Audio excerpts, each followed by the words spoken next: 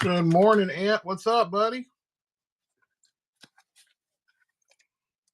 How are you? All right. So let's give some people a little bit of time to come on in, and then we'll start talking and get things moving. But we got a lot of stuff to go over before the day is good. Well, that is a good sign. Live is always is a good thing.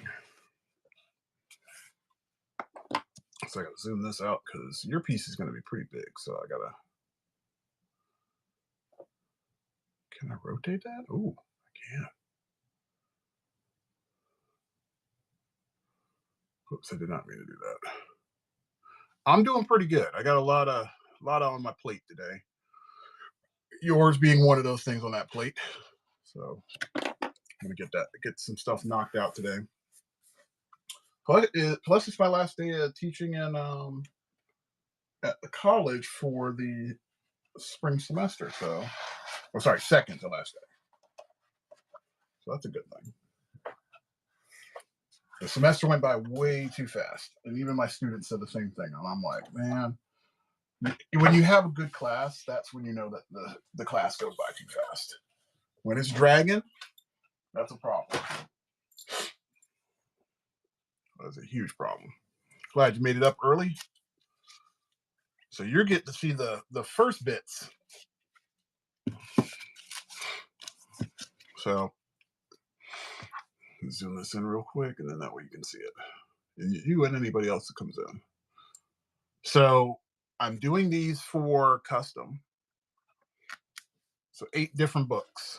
He sent these over, and I got the honor of doing these, and these will be CGC certified. So this is what we're looking at. So we got an Aquaman. I still have to do the gray scale on it, and you'll see what I mean by the gray scale artwork on it to clean this up and actually give it a little more pump. So you got that one. Going to do the same thing with the Iron Man. What's up, M Dog? Yeah, I'm just going over the books that I'm sending over to custom.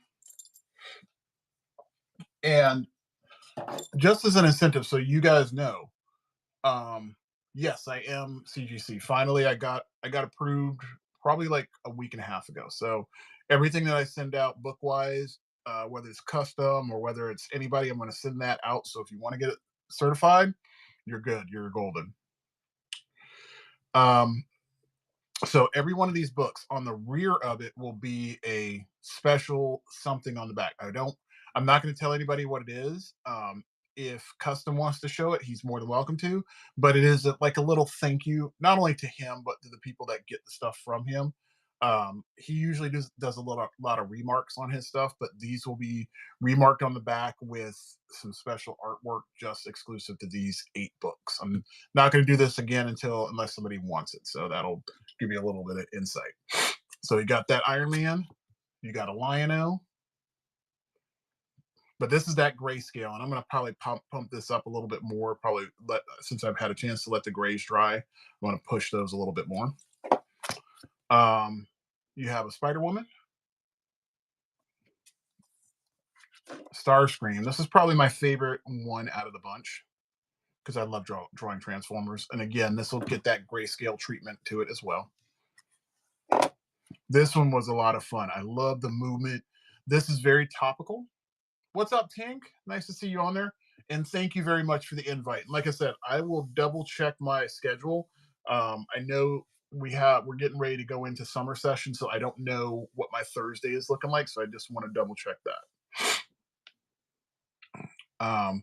But here's Scorpion. And again, if you're a big fan of Brand New Day, this guy will be in that movie. So this actually works really well with that. Wow, that's crazy. Are you able to hold that and I can let you know later today?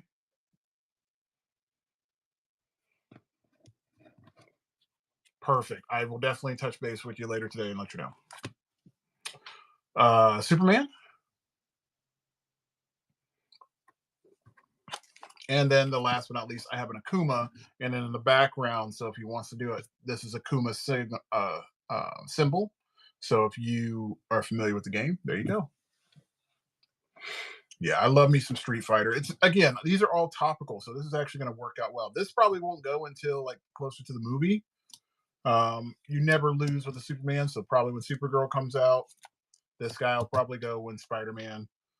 Transformers is always big, and then the rest of these will whenever somebody wants to get them. But I know as custom cuts them, and once we see what's behind it, they're all going to do really, really good. So I'm going to give you guys that information so that way if you want to go ahead and get them, these are getting shipped out tomorrow. Um, the only reason for the delay is because in addition to custom getting that, he's getting these. So he's going to get this Rocksteady, sorry, this Bebop, and then Rocksteady. Let me see if I have them. I know I have them in my phone, so I got to show it to you because I sent it to him yesterday. Whoops! What in the world is that?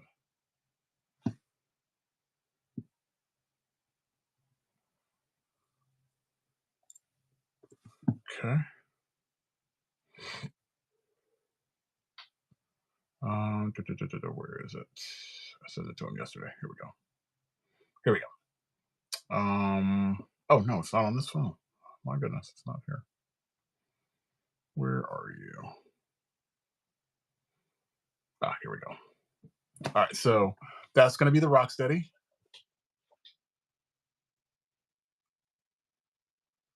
And then this will be the Krang. So all of those are going with him. So he's going to get a total of 11 books getting shipped to him. 3 for Kindle. So these are for Kindle. And then the others are just for custom. Yeah, I would definitely want to jump on one of those. But yeah, that looks like a lot of fun. I don't know how it's going to go. We'll see. But I'm definitely down to check it out, Tank. It'll be a lot of fun. Lots and lots of fun. Okay, so our show says that we're supposed to have a guest coming in, and he will be here later on. He's running into some technical issues, but Rob will be on soon. Let's show you guys what we have on tap for the day.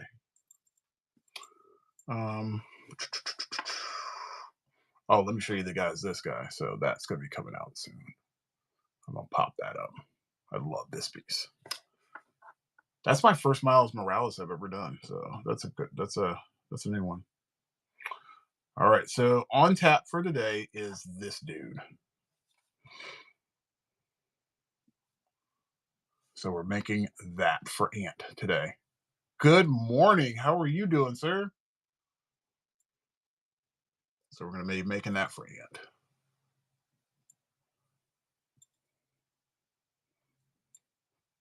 What you up to this morning?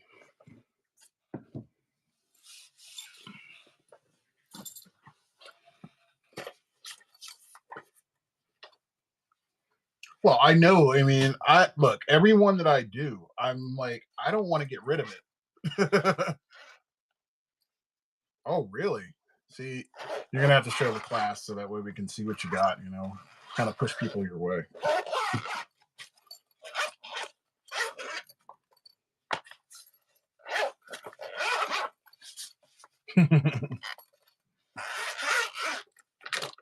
So sorry for the zipper thing going on. I have to get my supplies out. Look, you can be biased towards all your work. I am very biased towards everything that I do, meaning that anytime I create something, I try to push it to the limit. And with that being the case, there's a lot of projects that I'm just like, I really want to keep that because that's really cool. I think that is awesome.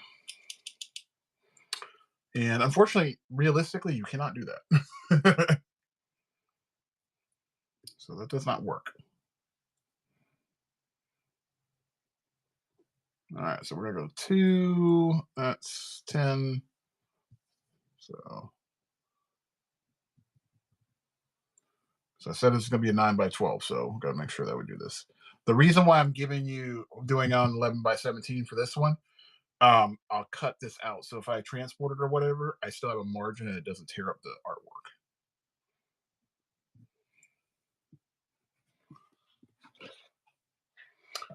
This Wolverine is a mix a between Wolverine with Ghost Rider's powers.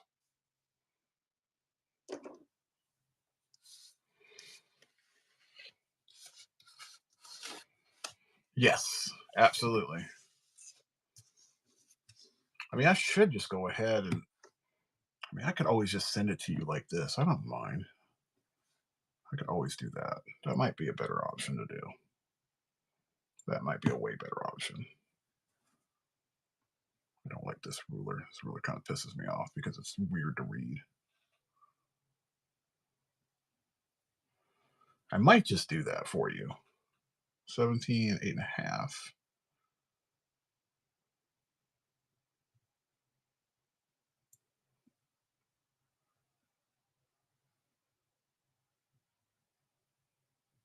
Yeah, I look, there's so many little things that I put in this little guy. I mean, a little bit of it's fun. I mean, you got the little X-Men boot. I do this on any kind of guy where I get the boot. And then instead of him, oh, this is actually a better version of it. So he's got the teeth. So he's got a skull underneath the mask. So you see the teeth for it and whatnot.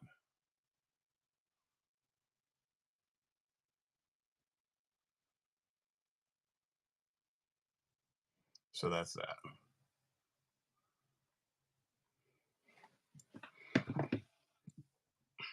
Yeah, I'm going to make this one special. All right, so we're gonna go 6 to the left, 6 to the right, and then um, we'll crush it from there. I think that'll be perfect. Yeah, I'm gonna try to get as far as I can today. I mean, I think I have a 3 hour stream today. Yeah, I'm in good shape, so this should be fine. I should be able to get through a chunk of this. I've been kind of blessed in the fact that um, I've been kind of like smooth in my artwork, so I really, at least my process. So that's a good thing. So it kind of speeds up the process. Yesterday I was working and I'm like, it felt like I was in the zone. Anybody have that when you're just drawing and it doesn't seem like you're struggling. You just hit a pocket and you just go. It's such a good feeling.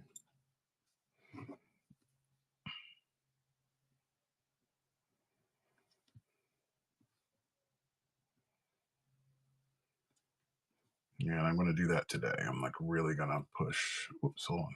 Did I write what the hell am I doing? I'm supposed to be doing 6. I think I mismeasured. I think I did. 16. Oh, I think I did. Yes, I did. Let me go this way. No, that's right. What the hell? All right. Rob is here. Let me go ahead and give him the invite. Oops, didn't mean to do that.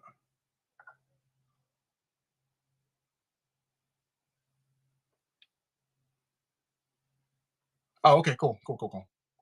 All right. Yeah, just let me know when you're ready and I'll go ahead and throw you in here. Take care of the family business. I get you.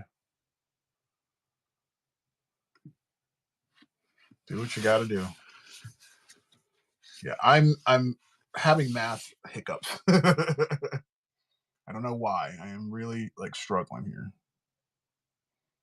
for some odd reason. All right, so that's 1.5. Okay. Well, you know what? We'll do it this way. How far is that? 9 to 15. Should be 6. Yeah, 1.5. Okay, cool. We're good. I got it. I figured it out. All right, 1.5. Then that should be going to 9. 9 minus that is 3, which is not correct. That is all off. I don't understand what the fuck is going on. What's going on, Haley? Good morning. You guys are getting to see me do my math struggles. I don't know why I'm having that problem. So I don't know what's going on. All right, so we're just gonna say it's 17, right? 12 from 17 is 15, so it should be 2.5.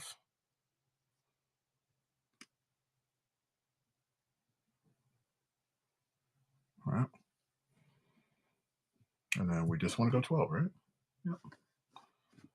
Man, I saw the most bonkers thing today, and it made me so happy. For those of you that are not familiar with my stuff, I'm a huge fan of, like, I love anime. I was just trying to do the math so I can make this margin. I was having a brain fart and it just was not working.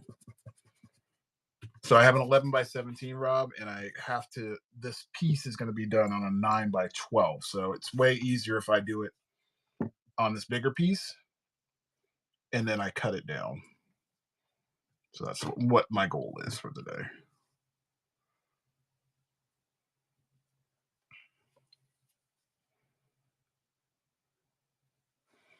So I am a huge fan of old anime.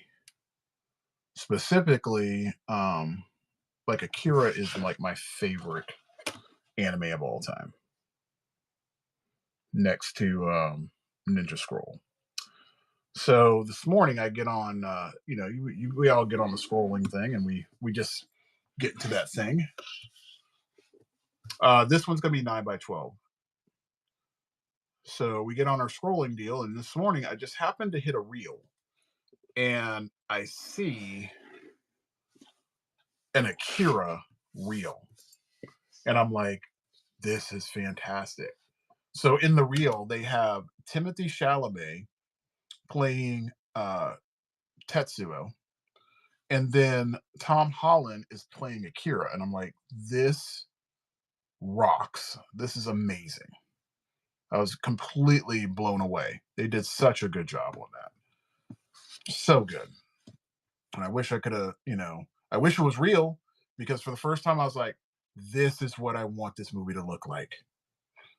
This is amazing. All right, so that's 11. So I need to take 1 inch off of each side.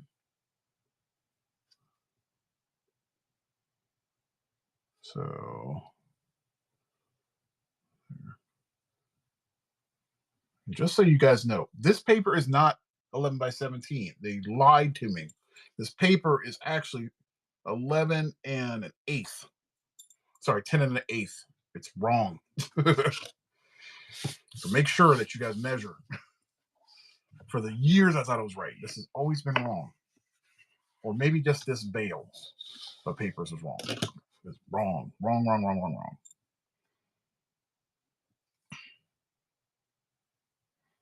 But at least the size that Ant's going to get, this will be right. See, the paper's here. The line is right there. It's off. Oh yeah, yeah. I got the measurements right. I was just, when I was trying to measure from the center, that threw me off. I was doing stupid math. I wasn't doing it correctly.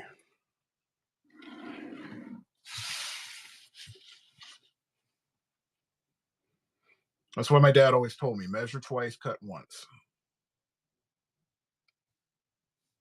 Because you always make those mistakes if you try to do it the first time. You think you're right.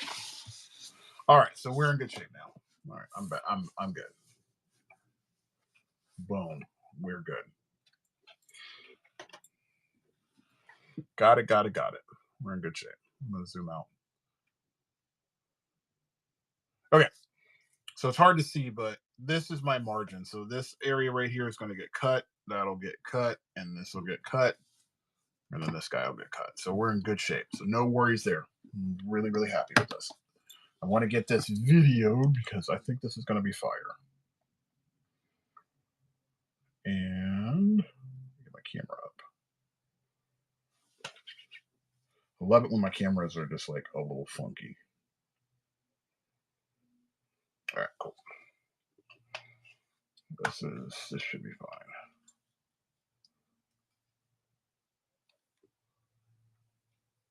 Yeah, so I have like the dopest wife ever.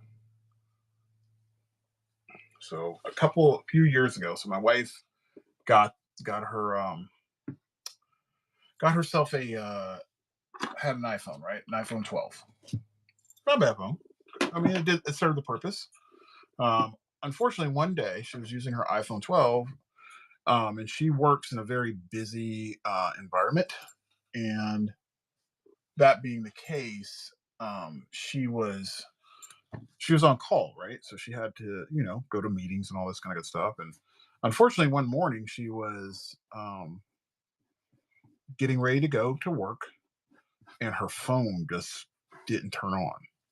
Now, at the time, I had not had like a huge amount of proficiency in um, iPhones, so I didn't understand how they functioned and all that kind of good stuff. But I did get better at it. Well, at the time, I didn't know how to help her fix it. And my wife, to her credit, she's great, but when technology doesn't work, it's very frustrating for her, and a lot of people are like that. So she goes off and she's like, I have to have my phone because I need it for business. I mean, I need it for work because she's a supervisor, so she can't be without her ability to talk to her staff and whatnot. So no biggie. So she goes out and she gets herself a new phone.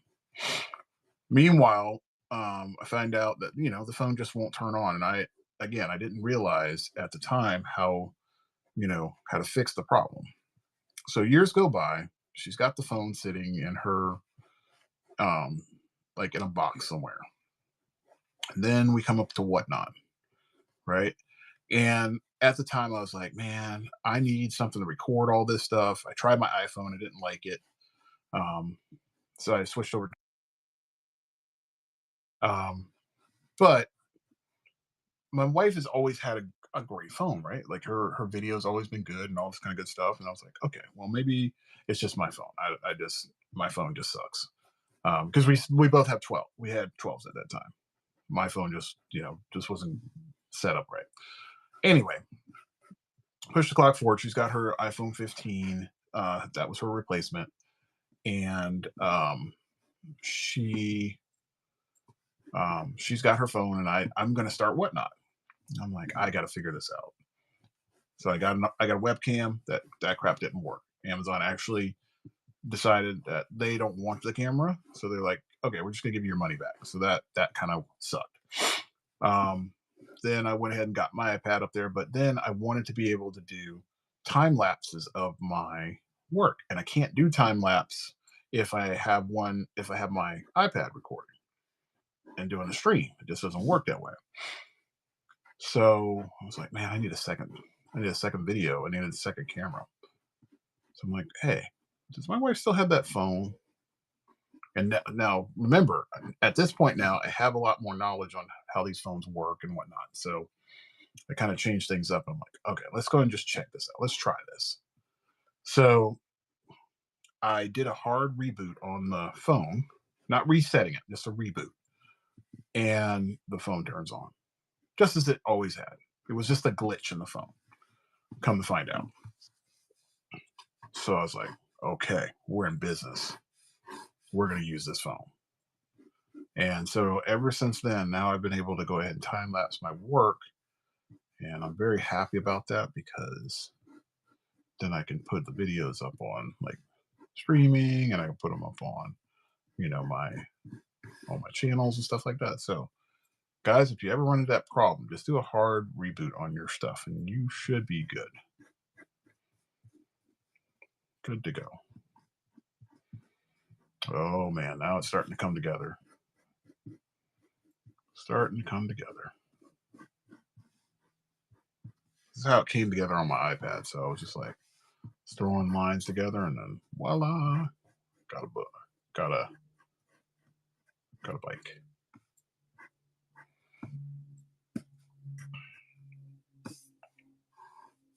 Got a lot of flames. I get my bikes that I draw now. I kind of make them look like. Has anybody seen like American Choppers? That show that used to be on years ago, where they used to make the big tire bikes. That's what I like. What's up, Marsh? Yeah, so it's got to have that big chunky wheel in the back. Like it almost should not even be there. That's the way I want it.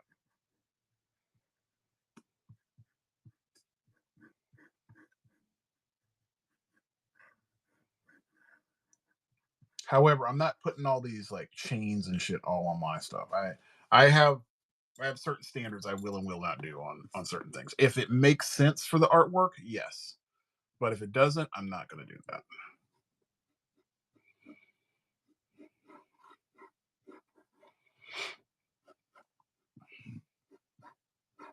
So, for those of you that are just jumping in, so Ant ordered this particular piece. He wanted a Wolverine with the Ghost Rider powers. Now, I had seen the Helverine and all that kind of good stuff, and I was like, oh, that's kind of cool. I don't mind that. I think it's kind of a cool looking character, but I did not want to draw that. I wanted to give it my flair, and I can't give it my flair if it looks like somebody else's stuff. That wasn't going to work. And the one thing that he asked for, he's like, "Can you throw the bike in there?" I'm like, "I think I can throw a bike in there." Because Ghost Rider's thing is that it's the bike. Like his bike is very significant to him. It's almost like an extension of him. So it's very important to have that. I gotta get some music up here. Oh, I'm on the wrong thing. Let me not do that. It's supposed to be on Spotify, not.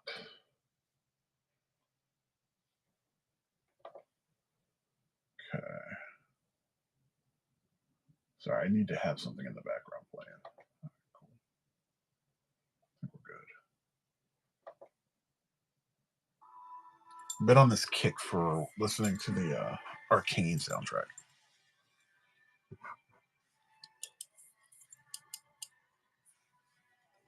And I need to double check.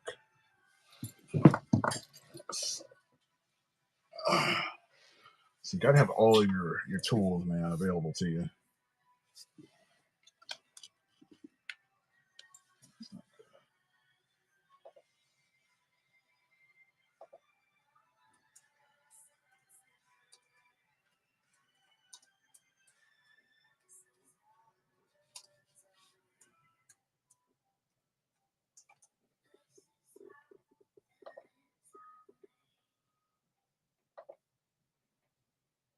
Okay, so yeah, Rob is he's on a mission right now. He's doing family stuff, so he can't do stuff right now.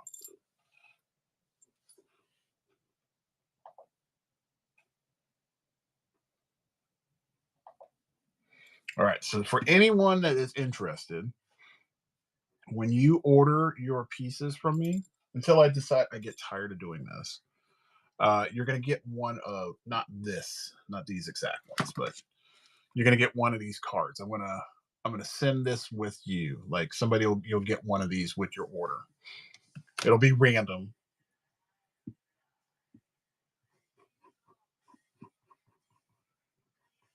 But I will let you pick the genre because this will kind of help me with my card stuff.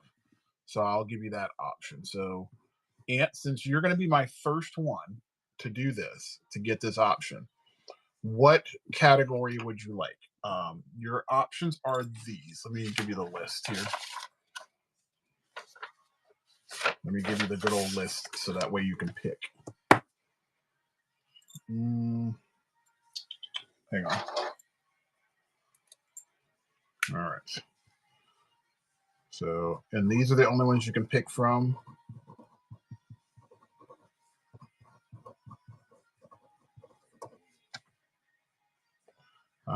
Cartoon.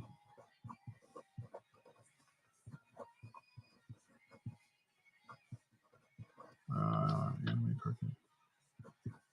Transformers. trying to remember the other categories. I can't remember them off the top of my head. Give me 1 sec. I just got to pull them up real quick here.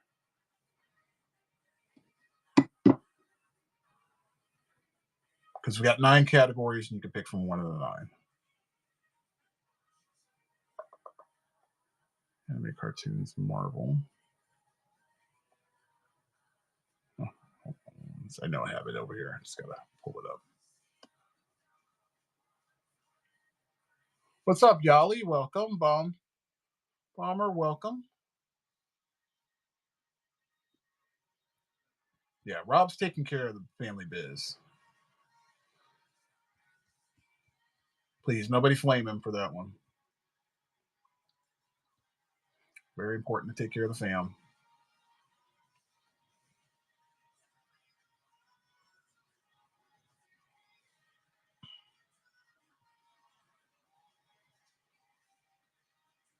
Where is my list? Okay, so coming up to it, I got it. Here we go. Okay, so got video games, movies.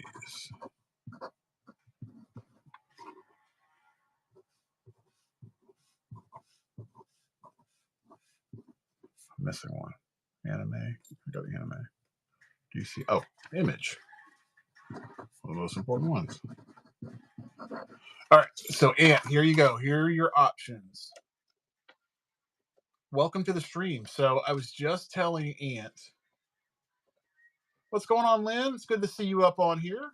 Saw you the other day over on Tom's show. Very cool. So, Ant, what I'm doing here is that anytime somebody orders one of my pieces, they're gonna get one of these guys, like one of the cards. Now, it could be colored, it could be black and white, but at least it will be inked. I will say that much. Okay, so you need to pick out of these 9 categories. Which category would you like to pick from, and you're going to get a random card that'll go with your order. So you need to let me know. Like I said, it's DC. We got anime, you got Pokemon, cartoons, wrestlers or wrestling, Transformers, video games, movies, and then Image Comics.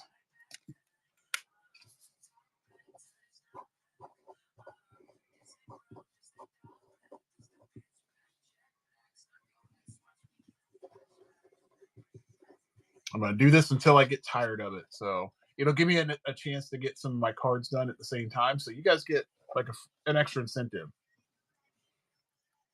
So you're getting like a $25 card for free with your order. I think it's a pretty cool deal. All right, video games it is.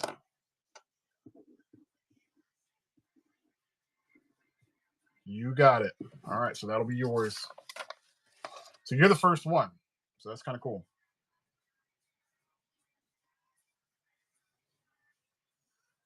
All right, let me get this picture back up here, and then we're going to go to work. Yeah, I think that's going to be a cool deal for you.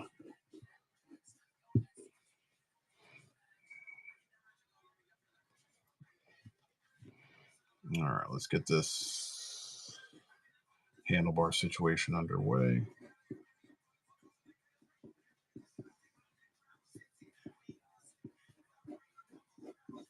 I think on the handlebars, that's where I'm going to put the skulls. I was going to put one right here, but I don't want to take away from any of the artwork.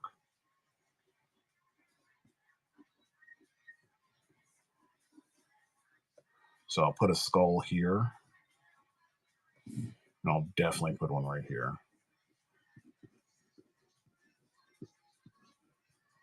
This wouldn't be a motorcycle for Ghost Rider if you didn't have some damn skulls up on it. It would be kind of corny.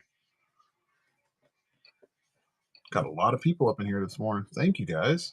Appreciate it.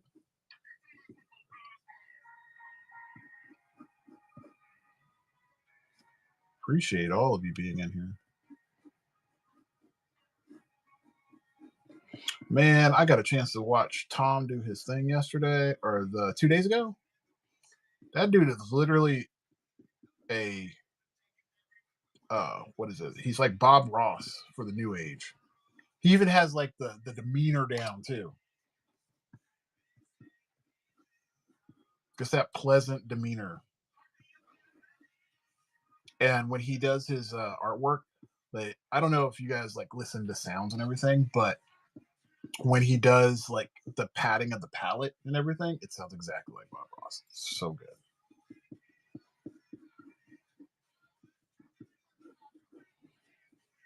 Super, super talented dude.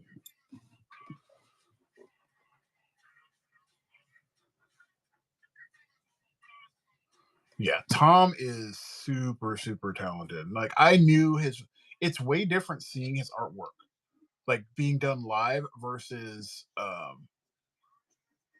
being able to watch it. I mean, being able to see his artwork. So well, I already knew his artwork was fire, but to see him actually do it, it's like night and day. He's so good. And Lynn, I'm glad that you're doing a collab. What are you guys doing actually?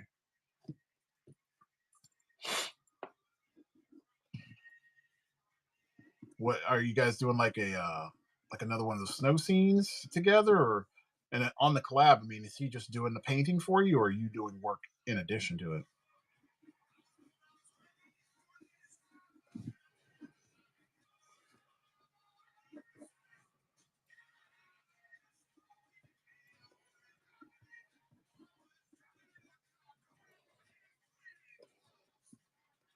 Yeah, Tom is definitely one of those people I love to watch.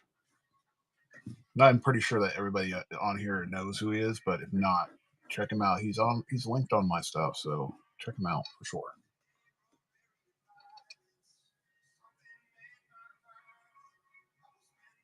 That is so cool.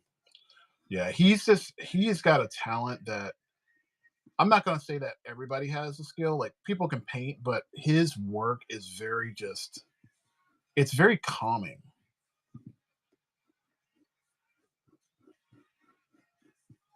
If that makes sense. Like he's just got a sense about him that it's not unnerving. It's peaceful.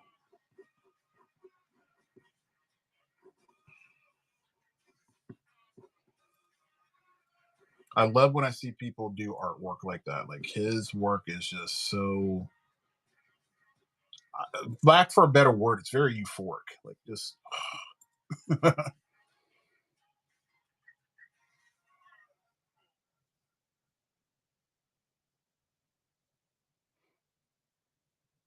you're gonna paint a farting warthog and kills him a bird mid-flight. Okay.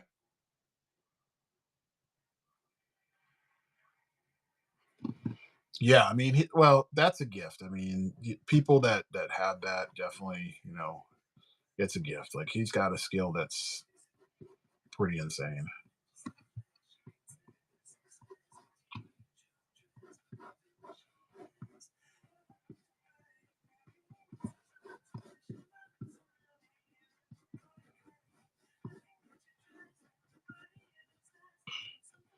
I think it's just one of those things. Like when you get into that groove, you can't be beat.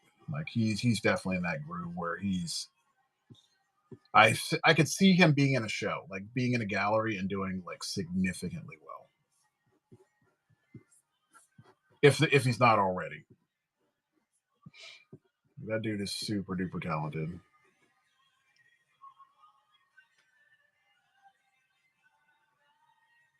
Well, that's good. I'm glad he did. What's up, BJ? Poncha, welcome. Hey, look, I mean, every artist needs to get tried doing something. I honestly, I I got a request to do a very cool piece for an individual, and they wanted, it was an adult piece, which I'm not opposed to doing. I'll do those, but I got to get challenged, and this person definitely gave me a challenge that I was like, let's go, let's do this.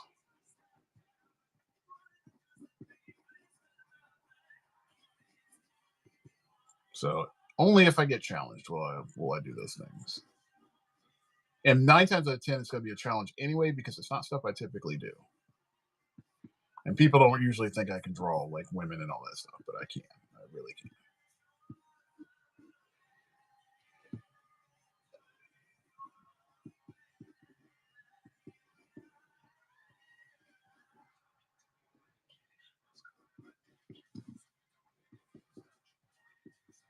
Wow, that handlebar actually looks like almost like a penis for a second. I got to definitely fix that.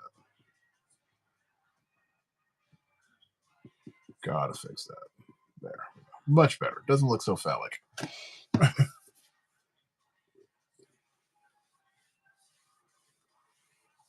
Well, that's a good thing. I'll be honest with you. I like doing that kind of stuff because, people I didn't realize how many people actually enjoy that kind of stuff. And you know what? Art's art to me. I'm not going to pick on somebody because they don't like this particular type of art. If you want something that's a little bit more, risque, that's cool. I'm not going to poo-poo on your parade.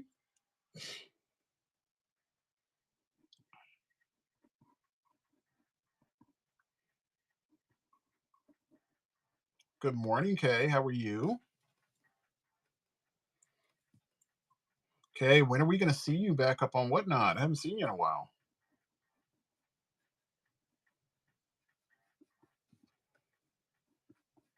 But yeah, I would love to do a show like that just to kind of push my art skills, but I'm gonna have to do that when the kiddies are not up because I don't think Whatnot's gonna like me having that during regular hours.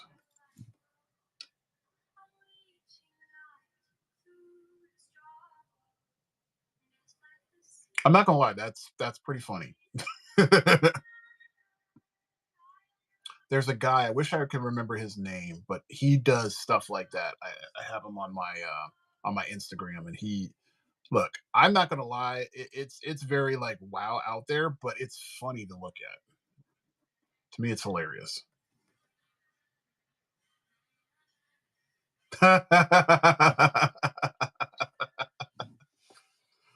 Pardon the pun.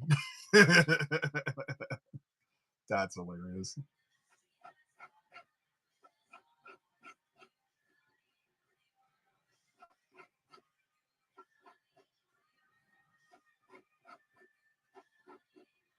Got to get these blades. Yeah, I'm going to teach you guys a trick if you don't know this already, because people don't tell. I'm going to give you my artist tip of the day. So you see how I'm holding my pencil?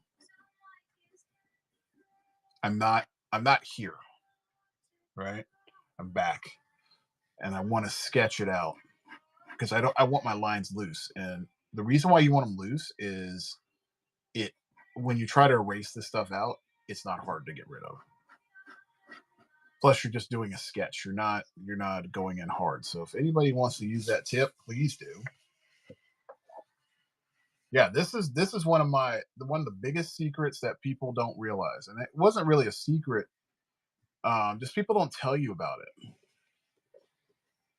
They'll do it, but they don't tell you why it's important. I tell everybody about it, and reason being is that um, when you do that, it puts less tension on your hand, and it treats this more like a brush than it does a pencil. So if you get used to doing that, it's weird when you first do it. It's very odd. It doesn't feel comfortable, but the more you do it, the more comfortable you get with it. So I definitely recommend you guys do that. That is your secret tip for the day. Yes.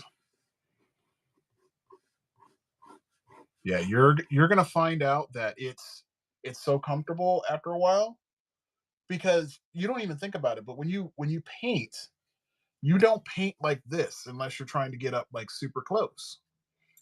Case in point, like if you guys ever watch like Kay do her painting, when she's trying to do like super close details, she'll come up with her like very, small brush and she'll do that kind of stuff. But when she's usually painting, it's usually back. It's usually really, really back. Yeah, it'll relieve a lot of pressure on your arm too. Well, I'm gonna do this pipe, but I'm gonna have this bitch coming out like way out here, like that. Pipe I didn't draw in the first one, and I think we're gonna put some spikes on the back of this bitch. I mean, it's a hell bike, right? Yeah, that works. Wow, that actually came together a lot faster than I thought it would.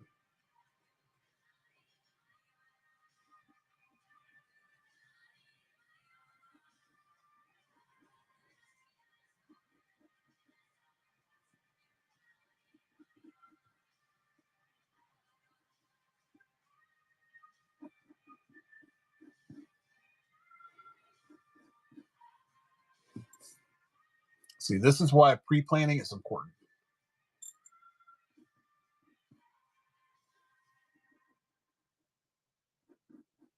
So I tell my students, like, you either plan or you plan to fail. I've been told that for my entire life. Like, all these little tricks and stuff that your parents might have told you when you're kids, they come back to haunt you big time when you're an adult. Um, so planning to win is very important. So in my head, when I'm setting up drawings and stuff like that, I want them to be the best. So I'll do a lot of pre-planning work either on a drawing pad or in my Procreate program. But those things, save me a lot of time. So like this particular drawing, I sat up in my car and I did a lot of the work ahead of time, so that way I knew exactly where I wanted this to go. So I didn't have to guess. And even when you do like a pre-sketch, you do the same exact thing. So again, you're not trying to guess on all of the like little minute areas.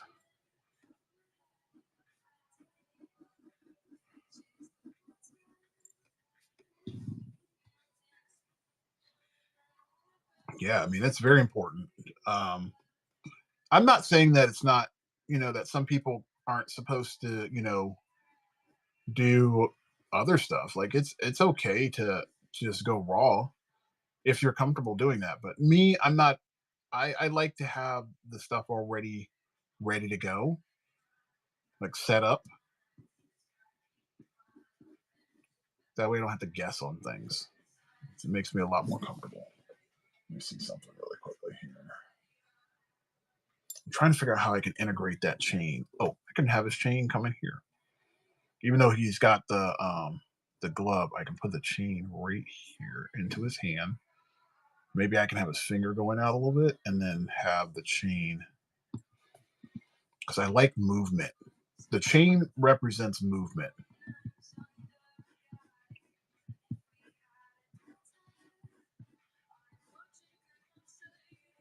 That's what that's what I like.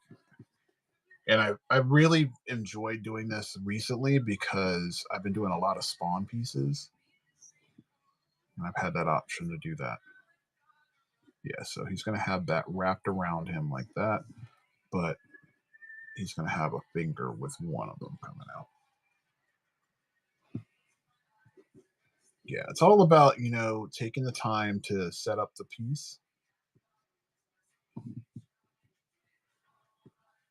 I mean, I give credit to any of those people out here or, just out in our medium that can just go into it with it in their head and then they just make that a reality. That's cool. I used to do that a lot, but I found I produce better work when I've already planned it out visually because then I can just go and I can attack it much faster. Because if you think about it, like when uh like even Todd McFarlane, like when he goes and he does his stuff, these are things that he's been drawing for a while, and it makes it very easy for him to hit hard on those pieces because it's stuff that he's familiar with. However, he draws even better when it's stuff that he's had time to like work on. Like his cover art is really good. Same thing with like J. Scott Campbell. Same thing. Alex Ross. Drew Struzan was really good at that. Given the time to plan, he really like knocked it out the park. All right, so we're gonna have that chain coming up like this. You guys will see the whole thing come together here in just a couple minutes when I start throwing down the ink. Ooh, I don't want that to cover up the tire too much. We do want that to be right there. Okay. Have this coming over the wheel. And I think we'll put some, because we want that to come out there. We're going to put some holes in the pipe.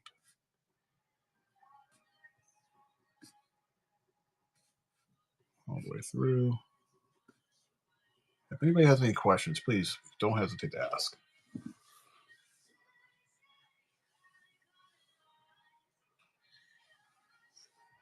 Yeah, I mean, I will always like Spawn is probably my one of my favorite characters to draw because Todd McFarlane sold me on the cape. I still have the VHS somewhere at my parents' house, but there's a VHS tape, and the video is actually on YouTube too.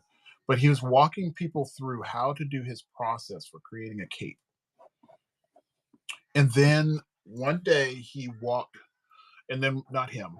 Then one day I happened to see, yeah, VHS. Yeah, I have a player. I can't believe I bought one for my wife. um, so one day I was looking at like Spawn. What was it? Spawn like 102 or something like that. And there was this guy. His name's Angel Medina. Now, Angel Medina is a perspective based artist. My last few WN cards purchased have been Todd McFarlane era. That's cool. That's really cool. So, Lynn, to answer your question, if you go on to Marketplace, that is the best place to buy a VHS player because people are just trying to unload them and you can get them for a good deal. Yep, Facebook Marketplace. I got mine for under $100.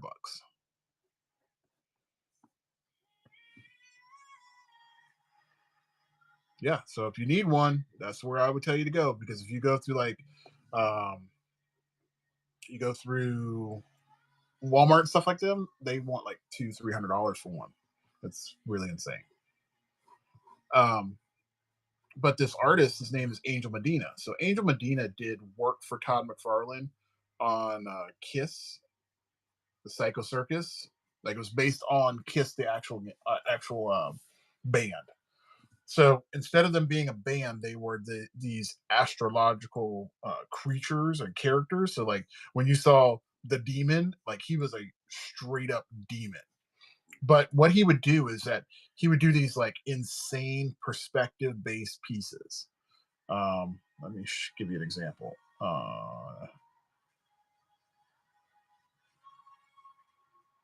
right. So when you see what, now I'm going to show you the Spider-Man piece that he's known for doing. Like this piece is probably one of his most epic and most memorable pieces. So Angel Medina did this piece right here. And like I said, perspective. He was really good at it. Super duper good. So when Angel Medina started doing, and actually this one's actually better. So he did that right there. Like it's beautiful. Yeah. Yeah, let me give you an example. So I'm going to show you his Kiss stuff. And when you see this, this is going to solidify what I was saying. So he would do stuff like this. This is a 2-page spread.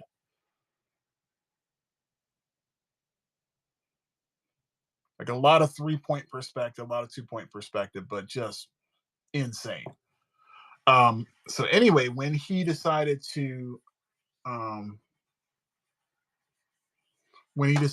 go on to Spawn, he he brought that same kind of flair on the Spawn.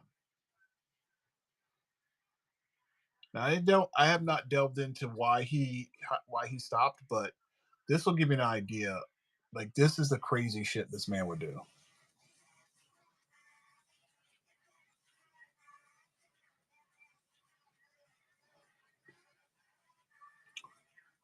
Well, you know, in order to get to that point, you have to just have time.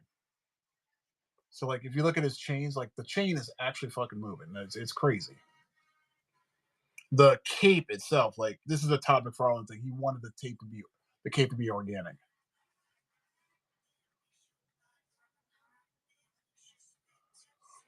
Yeah, I mean, once you kind of understand the methods behind how perspective works, yeah, you'll create some cool stuff. But Angel Medina is honestly the main person that got me doing like these radical looking crazy chains. But you got to take time to do that kind of stuff. It's not easy. It's not going to happen overnight. People think that they can't do it, and you can. But like anything, you got to just learn the skills. Oh, let me see if I can find the video for you. He did it when he was doing one of these cons. I think he was at San Diego Comic Con. Let me see if I can pull it up here for you. Um,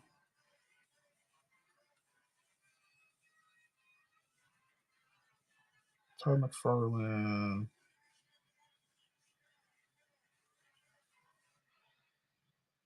Yeah, because at the end of the video, it actually takes you through the process of how he created, um, or how he breaks down comics. So it's part. He actually broke down issue 5. Oh,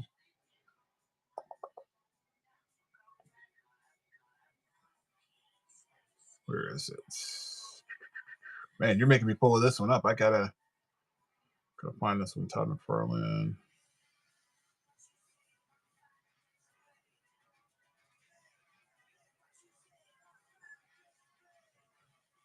Man, I gotta find this one. Now you're making me pull the archives. I gotta find this thing because it's really gonna drive me nuts if I don't find it. Where is it?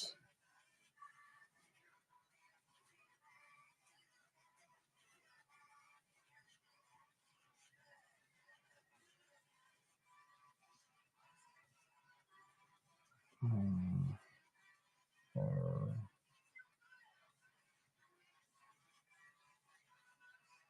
um, let's see. Todd McFarlane talking to kids.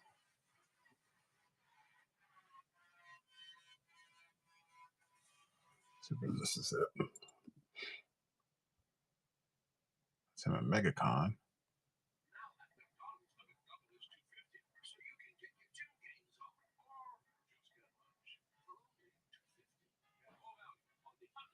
Yeah, I'm gonna have to find that one. I will come back to that. I will find it.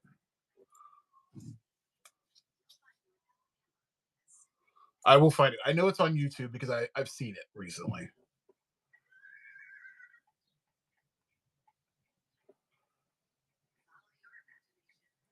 Yeah, it's in here somewhere. I will find that bitch and then I'll have to show you guys. But it was a helpful video for me. Like they had these right here where it was Todd McFarlane with Stan Lee. It was in that vein, in that series. I just gotta find which one it was. But he's in a white hat and he's talking to some kids and he's just walking through his process.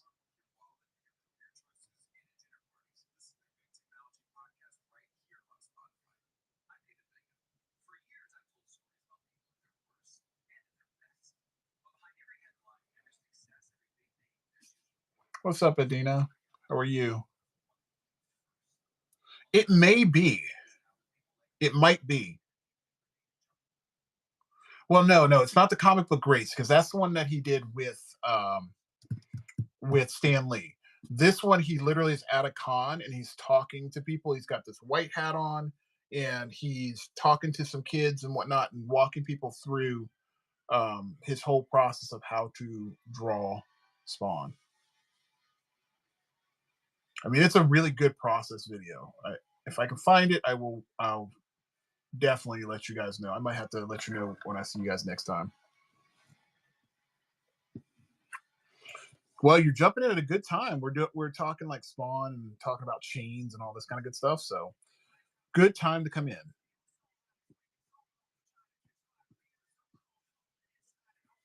Yeah, right now I'm doing this Wolverine with Ghost Rider powers. So that's what's on the tape today. So you came in at a good time.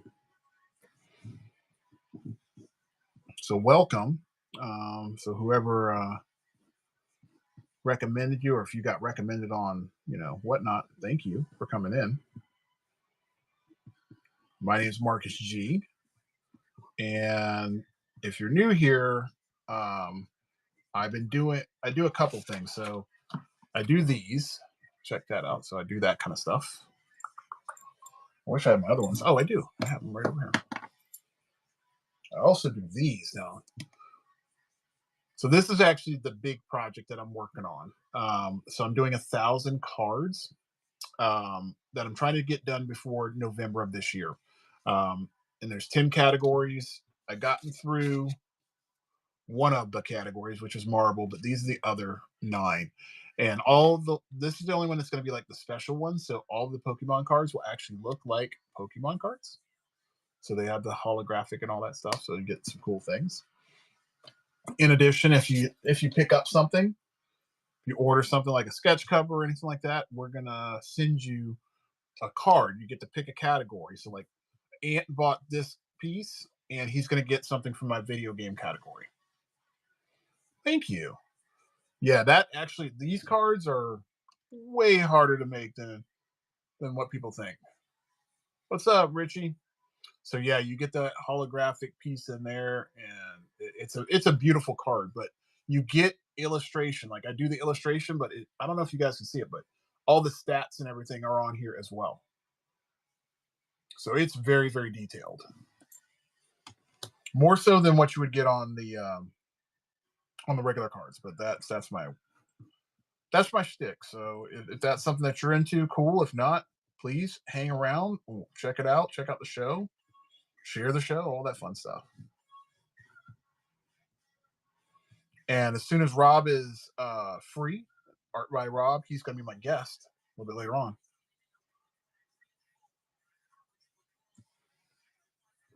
What's too much for you, Lynn?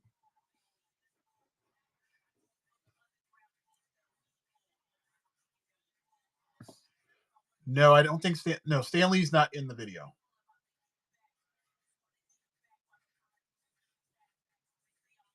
Let me see if I'm going to do it by this.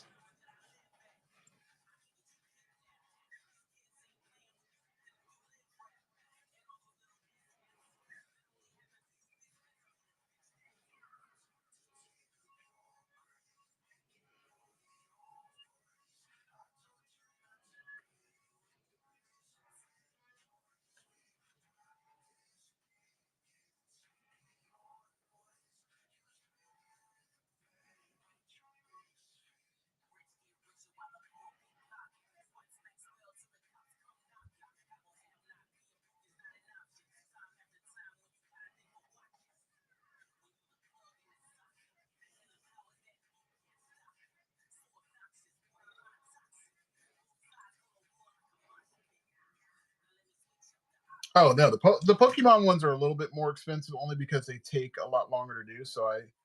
Um I do those for 35, but anybody gets to pick. They can pick what they want, and I make those custom for people.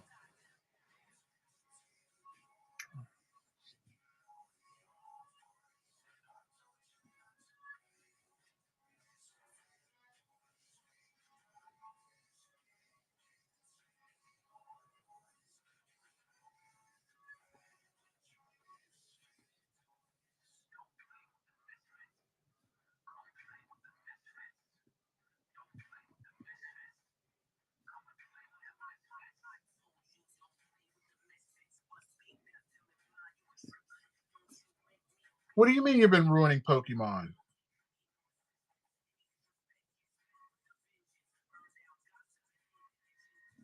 This is it. That's the video you need to find right there. That guy.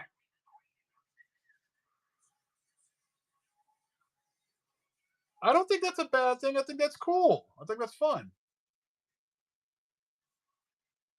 What's going on, Kim? Welcome to the stream. That's the video you need to find there, bud.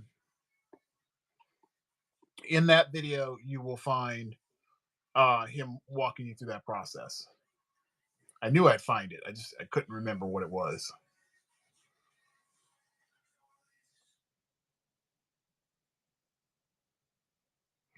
I don't know if it is or not. I found this. This is old school Walmart. That's where I found that video. Same company produced it, yeah, but I don't know if it's underneath the comic book greats. I'm not sure. I just remember the comic book greats was what was the one that was hosted by Stan Lee.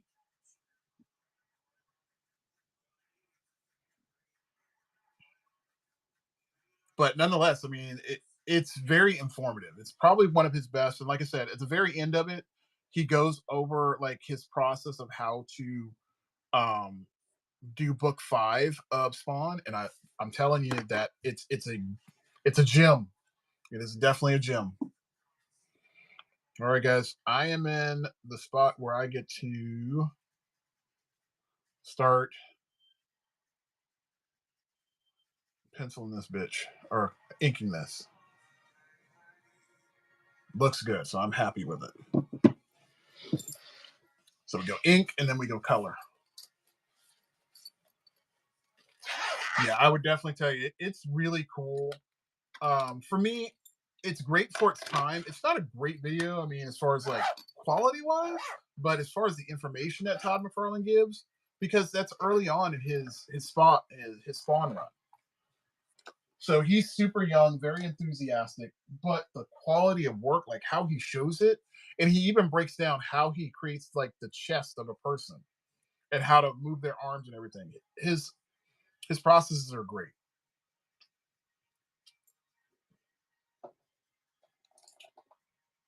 I wish Todd would draw more, but those days are behind him of drawing sequential books. He's just not going to do it. That's why he hires other people to do it. And right now, I'll be honest with you.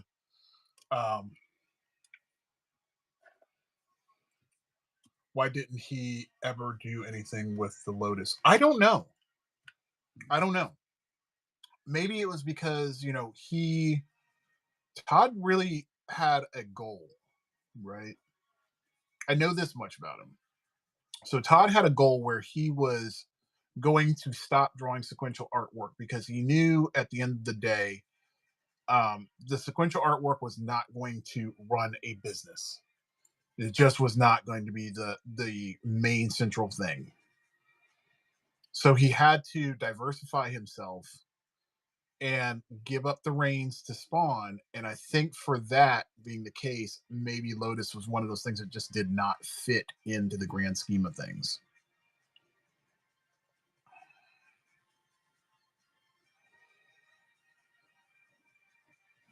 But that's a question, one day when I get to talk to him, face to face, I'm going to have to ask him.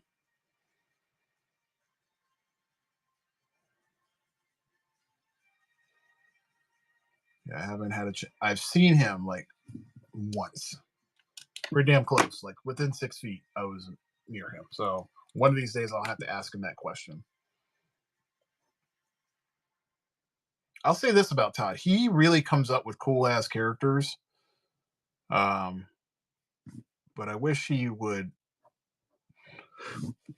I wish he'd go back to like just doing one run where he draws sequentials. He hasn't done it since Batman and what was it? Batman and Spawn that he did with Capullo a couple years ago.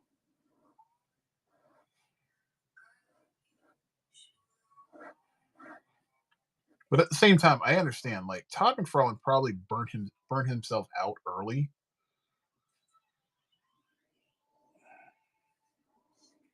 I mean, he was one of those rare people from the old guard that would draw like multiple books in 1 month. So I think he probably burned himself out. So that's probably why he's like, if he, I don't know if he'll ever admit that, but I'm pretty sure that's probably what happened.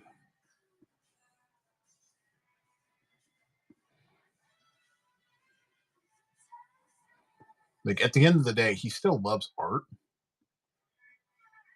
but um, I think he just wore himself out. I mean, your body can only go but through so many years of that. Just go, go, go, go, go, go.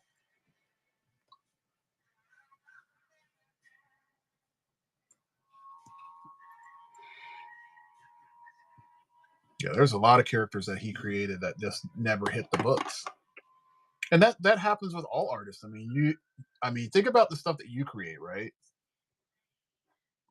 If you've ever written a story or if you've ever had like stuff in your old drawing pads, there's probably tons of stuff that you have that you've never put to a page. And it's probably because, if you're writing it, it doesn't serve the ultimate story. Because you can draw cool characters all day, but does it serve the story? Right. And that's what you have to look at.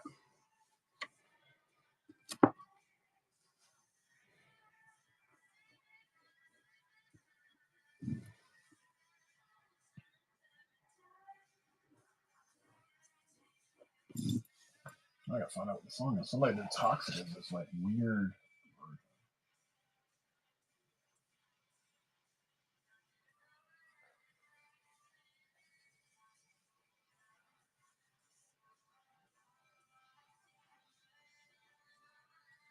Cool. I think that damn song. That sounds fire as hell.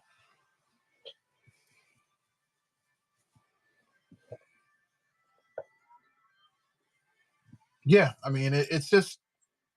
I mean, I think about it. Like, I was just before I got on this stream today, I was looking at a ton of different things that I've done, and I'm like, man, I've drawn a lot of characters, like lots of my own, and I can only say, out of stuff that I've created, a handful of them have actually been in something that I've like book wise that I've and story wise that I actually wanted.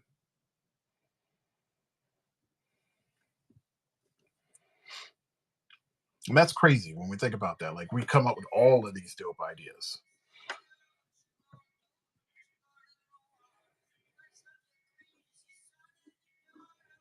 I think I'm going to have this guy. Yeah, we're going to put the fur on him. So we're going to put like little hairs and shit on his arm. Still want him to have a little bit of the Wolverine look. Even though he's going to have like he's going to have a cut off sleeve jacket, like a vest.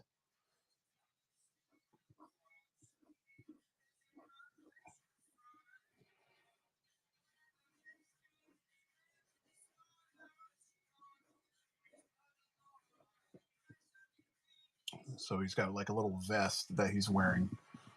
So you'll still get to see like the Wolverine like muscles and whatnot.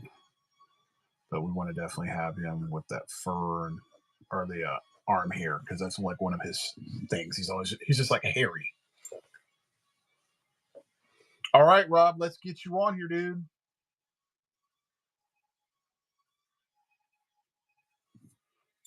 All right, Rob, whenever you're ready, jump on in, buddy. Hello, Yeah. hello, hello. Well, got it all done, huh? All the fun stuff. I don't know. We'll see if she calls me again. You might have that call coming soon. She's making this Indian, so it's basically called Indian ice cream for her Ooh, class. She's a third okay. grade teacher, and they're doing the state testing, which I absolutely disagree with, by the way. I Uh, do too. uh, so I'm gonna run through some things that I did yesterday. Let's do it. So this is only reference In. is for Boba Fett's jetpack, just so we know. Okay. There you go.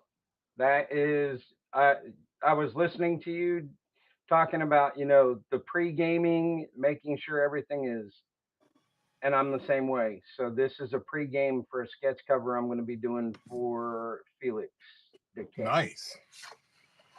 So, and then Tink was on and she was like, hey, Rob, why don't you do a gunslinger, but do a variation with Cad Bane?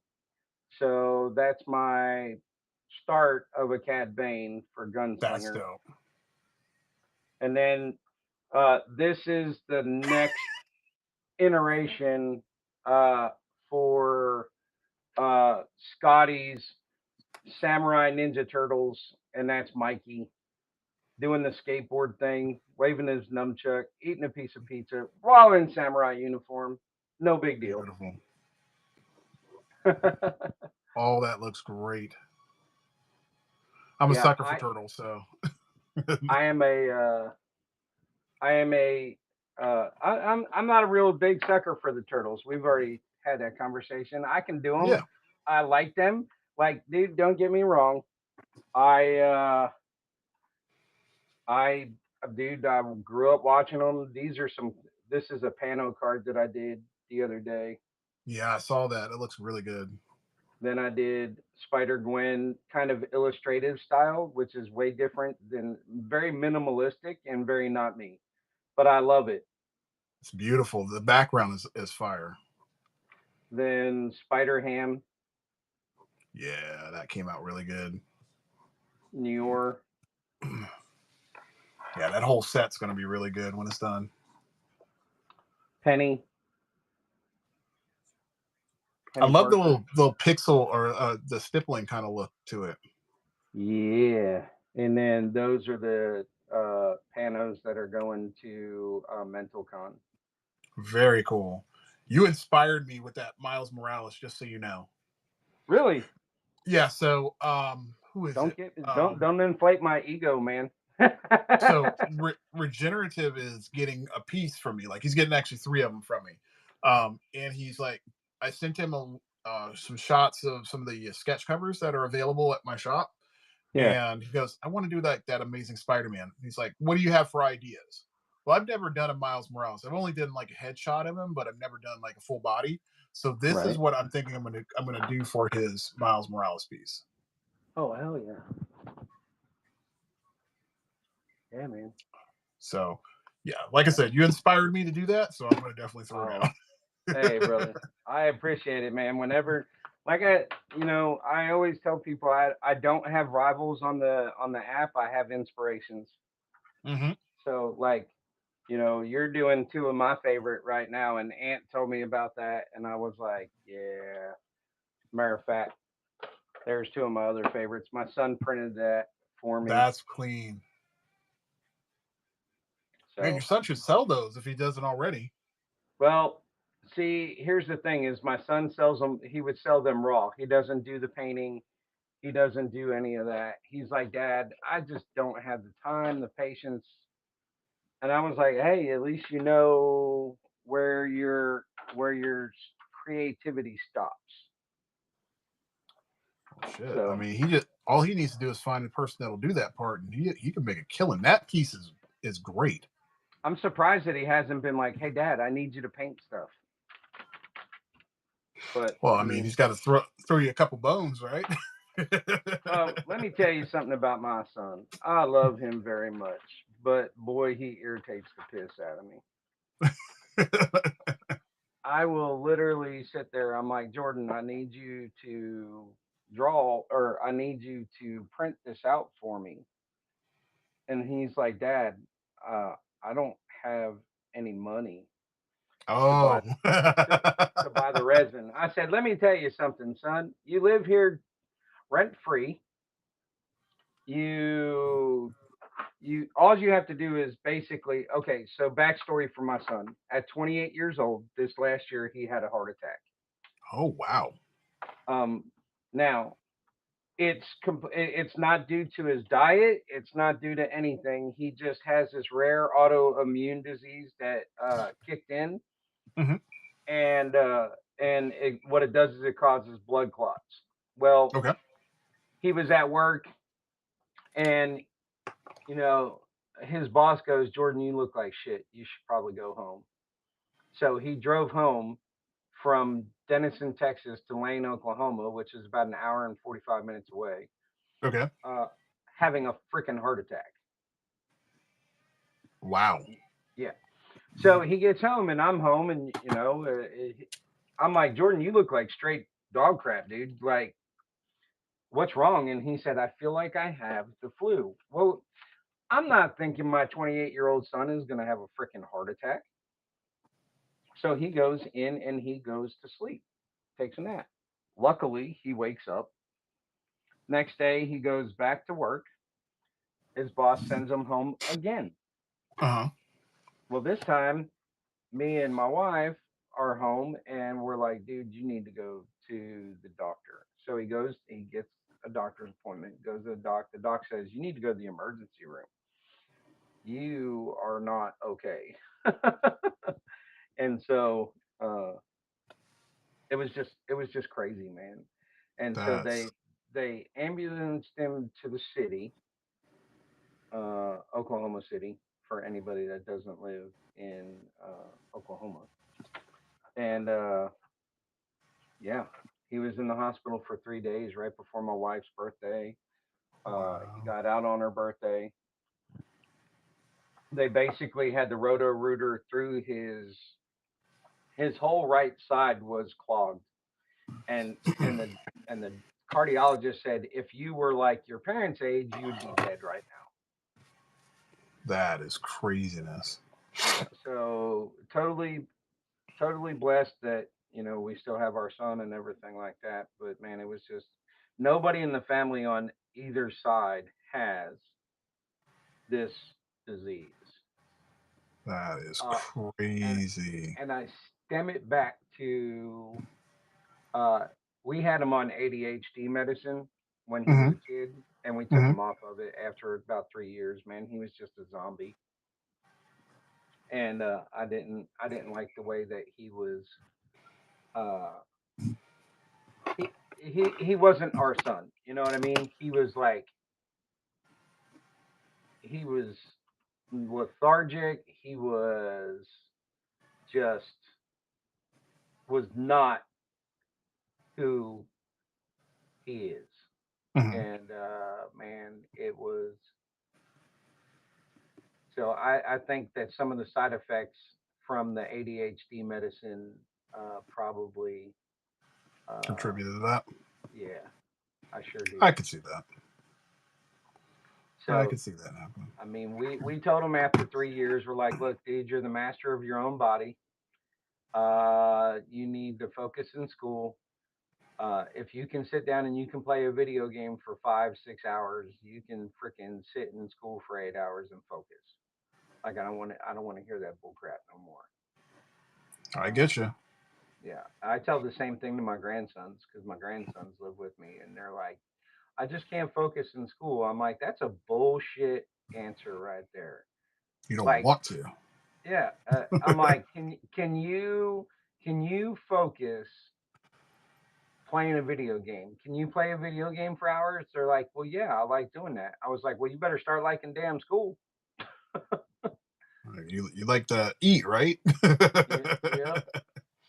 So like we try to do not uh I don't go to a straight whooping their butt if they get in trouble. Uh I have medieval methods that I like to use called rocks. And we have big rocks here. And so they carry big rocks from one side of the property to the next till I Okay. get tired. And let me tell you, after they do that for about 3 hours, they do not get in trouble for at least a good solid 6 months. That's usually how it goes. Yeah. And then, it's just trying to find a pretty decent reference. Oh, but did I tell you that Boba Fett was all out of my head? It was the only reference I had was his jetpack. Yes, you did say that. Yeah, I Yep, yep, was yep. like, because I remember hearing you say like people that can pull stuff out of their head, and I was like, it just depends, man. Like if it's a character that I've drawn like 100 times, like you said, Todd, you Yeah, I know, mean, there's stuff that I have like certain poses and stuff that I'll use that I know like it's easy, but nine what times am out I of ten gonna I draw? like to plan it out. What am I? Yeah, Marshall. My so I was the same way. What am I gonna draw? Like, please, somebody give me something. But um, I could I could work on Scotty's. deal, but I don't have enough room on this desk for an 11 by 17. What I really need to do is clean off an area and just make it uh for 11 by 17 drawing only. Get Uh, that big size. Yeah, you just have it large enough for that, and then anything else is well, good. yeah, and then all four of these are connecting, so freaking ridiculous. Like it would take up my whole art table. Right. Um, what should I give me a character, Marcus? Well, I would have you do Shatterstar because that's my favorite character of all time. So. Shatterstar. Okay, I can get down with that. Let me look up some. I have to look up some reference for Shatterstar because Yeah, Shatterstar is like the one. he's very underrated. Yep. Him and Cannonball and Longshot. Yep. You got Gideon in there. You got I mean, even Domino to a certain degree is underrated. Ooh, Marcus, I have an idea for you, man. What's that? Just because I like you so much. Let me see. Hang on. I got a blank over here that would probably be great for Shatterstar, even Hmm. though it's not X Force, but you'll see when I show it to you. Okay. It'll all make sense Gotcha. if I can Yeah, find them. and yeah, Shatterstar is like by far probably one of my favorite characters. When I saw him in New Mutants 100, I Yeah. loved him ever since. But he's been neutered a lot, so I'm not a fan of him anymore. I like his old stuff though. Most characters from the old days are neutered now. Yeah, like I don't know if were you on the show when I talked to you about this, but I was talking about like Deadpool. Now I get Yep. Deadpool as he is right now, but anybody that knows Deadpool from like when Liefeld introduced him, he was a mercenary. He didn't talk. He just killed things. So for me, I like the growth that he had, but still, that's my version of Deadpool. I love. I Oh, that's a think good young blood. yeah. I think that he would look good right here. Yes, agreed. All right. Anybody that knows the Liefeld world would know that cover. Yeah, that's a good one. But yes, Well, Ant, you did go away, and I just was like, I'm going straight into inks at this point. we are going to I'm not gonna do it right now. I gotta pregame a little bit. So I have this piece of paper that I'm going to Yeah, for anybody that's new, like coming up on the stream, I know some people jumped in as soon as Rob got on.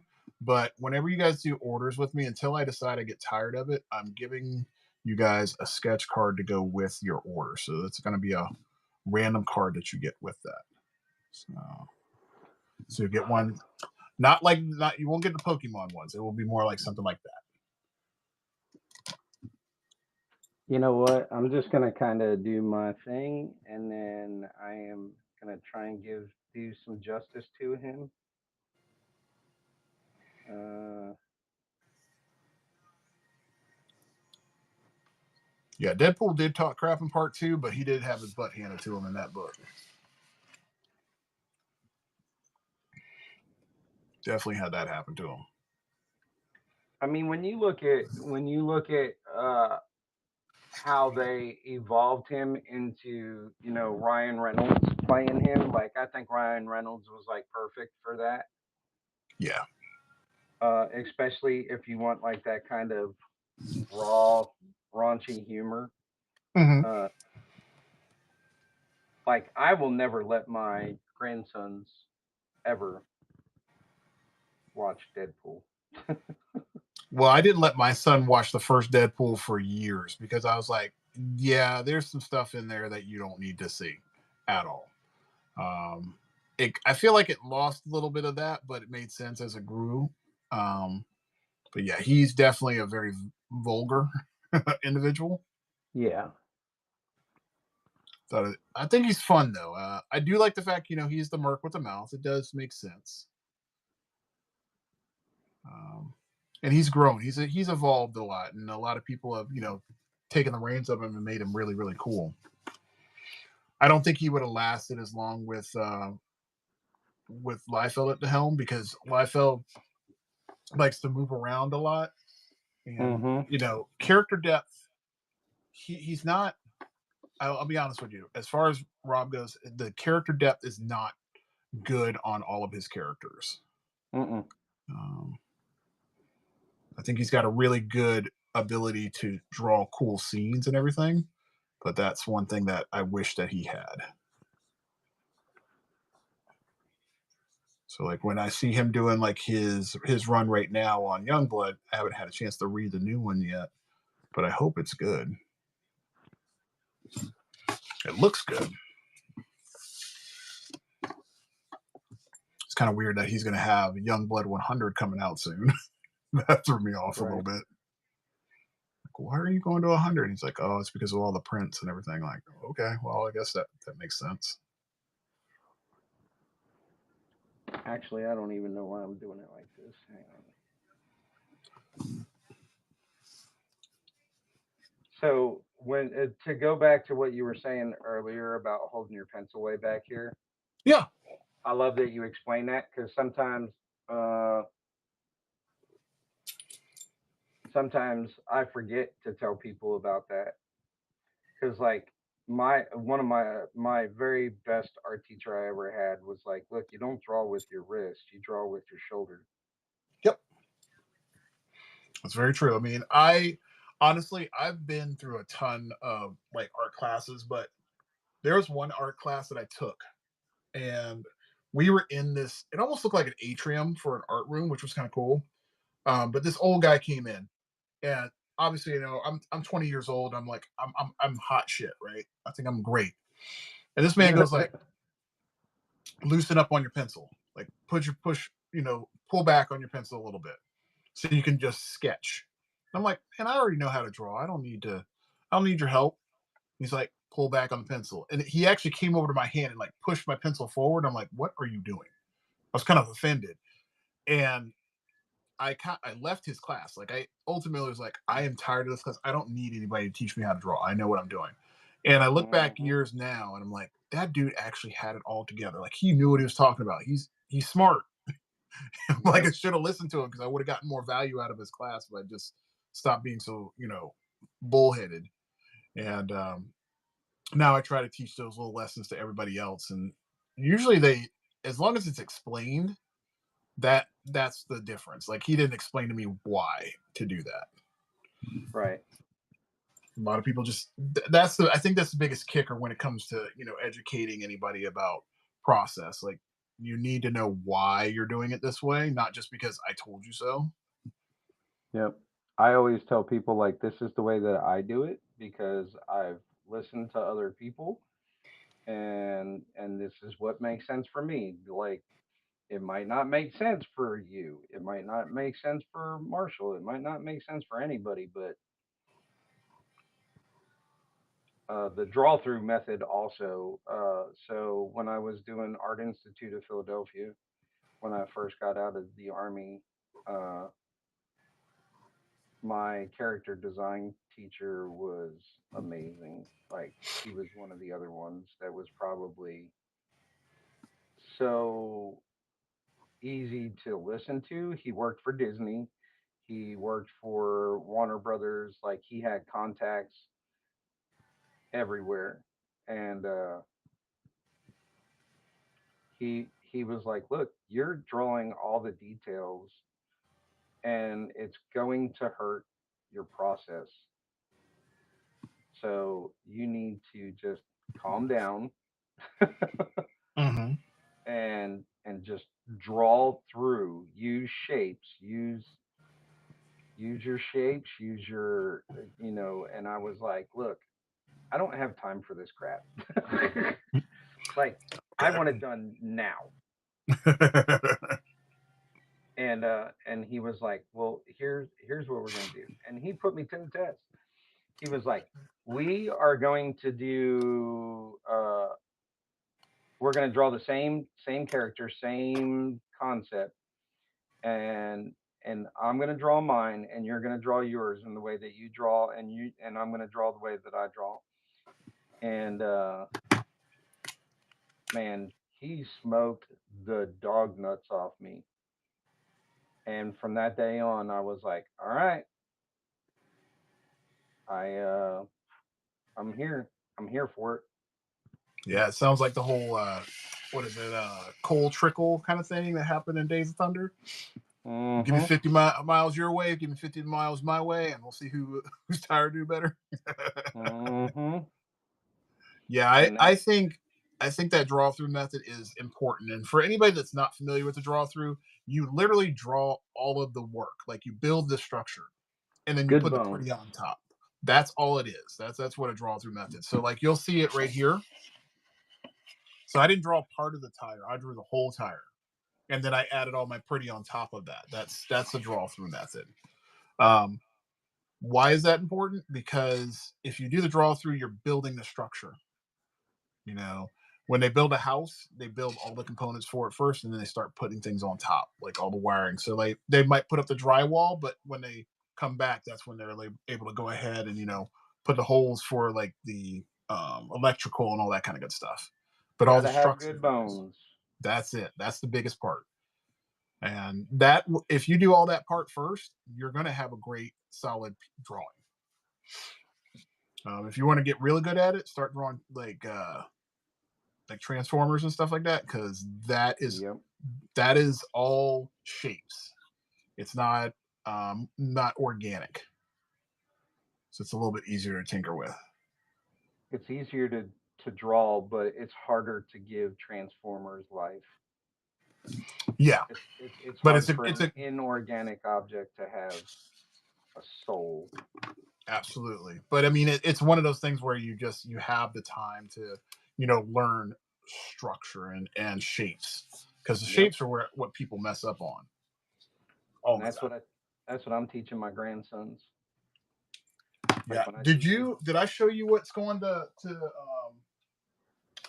what is going over to custom? Mm-mm. Okay, give me 1 second. I'll find all my books and I can show them to you. All right. So you saw the Rocksteady. Rocksteady's going over. Like I got to get that done today. I'm going to do that during some of my free time in my class. I'm going to do that. But Ooh, this is going to him. nice. Yeah, man, That you did a really great job with all the positive, negative space for him to cut out. Like, oh, he's going to have a blast with this. I sent these over to him I love that. yesterday. I have one of Um, those blanks, the Apex. I have one of those.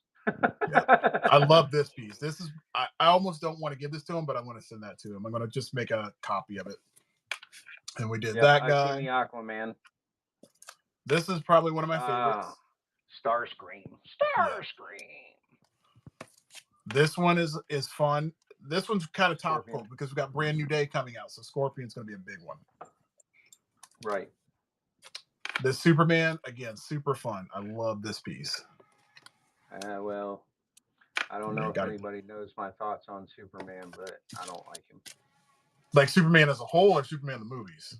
I don't like Superman as a whole. Ever since they did the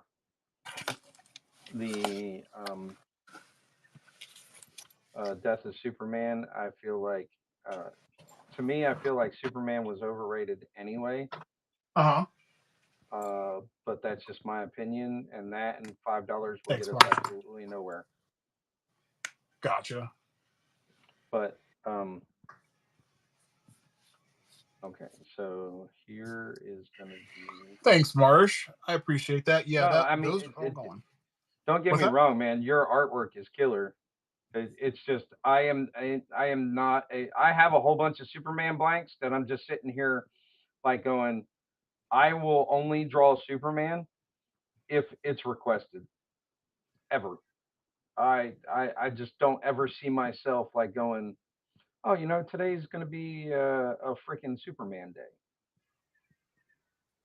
Now, Yeah, Batman I mean, or Joker, yes. Harley, yes. Yeah, I don't draw. Honestly, I don't get a lot of Superman requests. It's few and far between. He's not Yeah. he's not one of those characters I see a lot of people asking for. For due reason. Like I feel like, you know, if they would have not killed him off and then split him into seven people and then brought him back, I feel like that would have been way better. But I don't know. Again, just my opinion. So don't kill the Well, messenger. I'm one of those people who, like, I think the whole build up to him dying, that was great. I love Yeah. that whole story. Love what they did artistically, creatively wise, like design choices. I loved all of that. That made me like so happy. However, I was like, you should just defeat the big bad, because what came after, like you said, coming up with like all these other characters. Don't get me wrong, the characters are cool. Like Steel was really cool, the robot and all that stuff. But I think they could have handled that a different way, and Hmm. made them more like protagonist characters for another story. Um, I just don't think that they executed that whole thing well. It was just a badly set up story. Um, Yep. if we think about it, like when they broke Batman's back, Bane still broke his back, but Batman lived. And I felt like that opened up the doors for Azrael, and Azrael was an awesome character. And then Batman had to go against Azrael. Made perfect sense. Yeah. So I don't know. The execution was poor. I think they were just trying to fight a war that they didn't need to fight, and that was back when the whole Image thing came out, and Yeah. that did not need to happen. What's up, Joseph? Yep. Oh, you I thought that the Superman stuff looked boring? Really? Wow. I thought it I was. have I thought, huh? I have the poly bag, like the one with the obituary and everything. Yeah, Still poly bag, and it I can you buy know those pennies on the dollar now. yeah. My mom bought them for me, and she was like, I think this is gonna be like something, and I was like, Mom, it's just Superman. She was like, well, excuse me, I don't know shit about comics. Well, I remember back in the day. I don't know if you remember. Do you remember QVC back in the day? Mhm. So Mhm. QVC would have like artists. So I remember Dan Jurgens coming on there. He's like, I'm going to sign all these books and you guys can get this special edition Death of Superman. I'm like, I'm not spending $75 for a comic book. That just is not going to happen. I won't do Yep. it. And it wasn't, I could literally ride up to my comic book store. And even though it wasn't signed, I could get the thing for like $4 or $5. And I would do Yep. that. It just didn't make any sense. Yeah. I mean, to Marsh, to your credit, Dan Jurgens really did a really cool job with his lead up to the Superman thing. I think if you were looking at it from more of like a graphic design standpoint, it's really cool. If you look at it, the books leading into it, every book had less and less panels every month. That was a cool thing that they did. So when they came down to the death of Superman, every page in the book was a splash page. The month prior was 2 panels per page, and then 3 panels for the month before that. So, from a graphic design standpoint, it was a really cool book. Would it have looked better if like a Todd McFarlane got on to it, or Jim Lee? Hell yeah, it would have looked way better. Jim Lee Um, would have crushed the shit out of that. oh my goodness, he really would have. He's a master. I mean, he's that good. I think Jim Why Lee he's would have one of probably my been the top one. three. Yeah, he's definitely up there as far as like talent. Like he's not a person to play with. And I know he was working on, I don't know if he still is. He was working on Hush 2. I don't know if that thing is still out or what. I haven't collected the books in a while, but Hush 1 was amazing. That Superman run that he did, killer. Mhm. And it says something to his credit that he still is dominant because he, every time something comes out, people want to buy it up in droves. Yeah. I remember seeing like he did a cover with Batman on his Batman run, like the one where he does like this headshot. I think it was from Yeah. like Batman like 612 or something like that.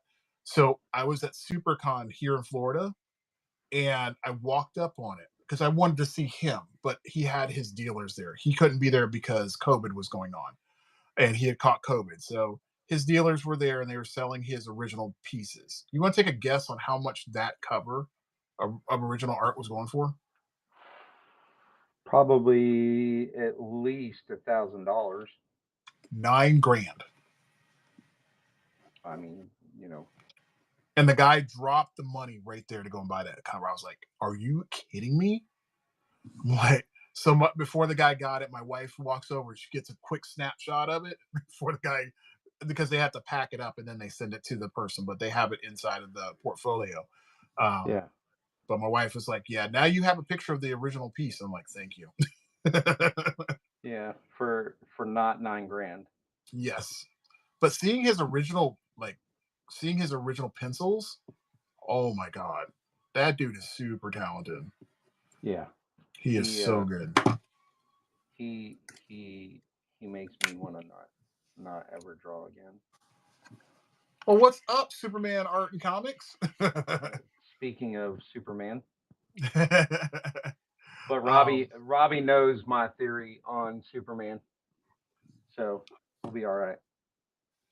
I mean, there's some characters that I get. Some people just don't like. I get it.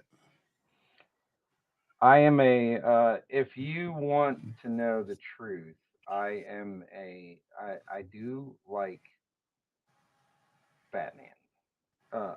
But again, it's you know, I grew up watching the 1966 version of Batman, tune in next week, same bat time, same bat channel. Hmm. And like that is my thing is like I like the old stuff. Now, if you talk about Superman, I automatically go back to my childhood. Christopher Reeves, amazing, loved everything about those. Even for how jank the graphics were, like you knew he wasn't flying, like you knew he wasn't. Right. But the graphics were cutting edge when I was a kid, like that. And then uh, I mean, Christopher Reeves just had a way. Like, I even like Henry Cavill's Superman. I just hated Superman versus Batman because of Ben Affleck. I hated that whole Lego Batman suit. That's what I call Ben Affleck's Batman, Lego Batman. Gotcha. Tell me he doesn't look like Lego Batman. Like, go back and I watch the movie and then be like, oh, yeah, yeah, yeah, I see it. I'll be honest with you. That movie, I think for me, that movie really hurt a lot because you're in my era, so you remember The Dark Knight coming out. Um, Hmm. so for me, when I heard Batman v Superman, I'm like, I'm getting my Batman Dark Knight. Frank Miller's panels are coming into life. I mean, I was super stoked, and I just I just was pissed when I saw that. What's up, Nathan? I was just super pissed. Um, it was just not what I expected. Nope. I remember seeing the commercials, and then there was one part of the commercial, and I told my friends about this. When you see Superman rip off the top of the Batmobile, I was like, "This is what we're gonna get. It's gonna be great." And it was subpar. It was very Yep. subpar. Man of Steel is still, in my opinion, I think from a character standpoint, it's a great movie. Um, I actually walked out of the movie theater on Man of Steel. really? Yep. I thought the only cool thing about that. Okay, so me and my wife went to go watch it, and so note to self: my wife does not like superhero movies at all. So it took me like a week to convince her to even go. Mhm. And then she was like, she looked at me and I looked at her and she was like, "This is one of the worst movies I've seen." Uh, Wow. and she was like, "The only good thing about this movie is Lois Lane's shoes. She had red bottom shoes." Wow. And then I said the only cool thing about it was when they shot Superman in the eye and the bullet, the graphics on that were amazing. And I I literally went out to the manager of the movie theater and I was like, I would like my money back. Um, this movie sucks so much butt. Wow. Okay. Yep, yep. I uh, I couldn't do it, man. Like I would rather go watch. I would rather go pay $15 to watch B-rated, um, Killer Clowns from Outer Space again in the movie theater than watch that movie. I get you. But I mean, in all fairness, I love Killer Clowns from Outer Space. That's like my one of my favorites. It's guilty pleasure. Yeah, you gotta have it. So It's a fun movie. Yeah, it sure is. I don't. I mean, for me, it was a fun ride. I mean, it's not for everybody. I mean, some people. I'm not a big fan of the new Superman. I don't like it. Um, Haven't he even came out. watched it. It's. Go I figure. thought it was going to be good, and I think for me, I got to look at it more like when they came out with Iron Man. Now, Iron Man was much better than the Superman. I will hands down say that much. Um, but they're doing an introduction to this new universe, Right. and it's supposed to be like early on in Superman's life, so he's very not OP, like he's not overpowered at all, and that's for me it was okay. The fact that he's a little more whiny, that bothers me. I don't like that at all. I expect my superhero to be like tough, and he's not that. Um, I think his other characters that are in the story are better than him. Even Lois Lane, I think, is better than Superman in that movie. Let's keep it real. So Anytime you have a Superman movie, if you don't have Lois Lane, are you really making a freaking Superman movie? this is true. This is very, very true. But I think the whole idea of what they did, and I will give credit to James Gunn on this, um, having, and I apologize if I'm spoiling anything for anybody, but if you haven't seen it, that's on you. Um, It's been out for a while. Suck it up, Buttercup. um, having the fact that his parents sent him to Earth to destroy Earth and rule Earth, that was cool. I love that part. It was very Omni Man in its way of creation. So I thought that was So really cool. yeah, all right. Now I'm gonna have to probably go watch that one. But in all fairness, too, I also did not watch the Batman with Sparkles. Look, Twilight Boy, yeah. Yeah. Honestly, here's you're gonna be greatly surprised by Batman. It is really good. Minus, I would probably cut off like the last 30 minutes of the movie, but other than that, there are so many good choices. I did not see him as the Twilight Kid. I didn't. That was my biggest hiccup. And as soon as I saw him on screen, I'm like, this is a Batman that I like because he's a detective in this one, which is really cool. Yeah, he And all gives he gives those early Batman comic book vibes, like the yes, yeah, detective comics. yes. It's very noir. I mean, just the atmosphere of the movie is so good. Um, All right, well, I'll give it a go, but if it sucks, I'm coming back on here and I'm gonna publicly Let me know, berate you. please. Please let me know. Please let me know. I just think that I mean I'm not saying it's the greatest thing ever. It's not my favorite Batman. I'll be honest with you, but it is Yeah. a really good Batman.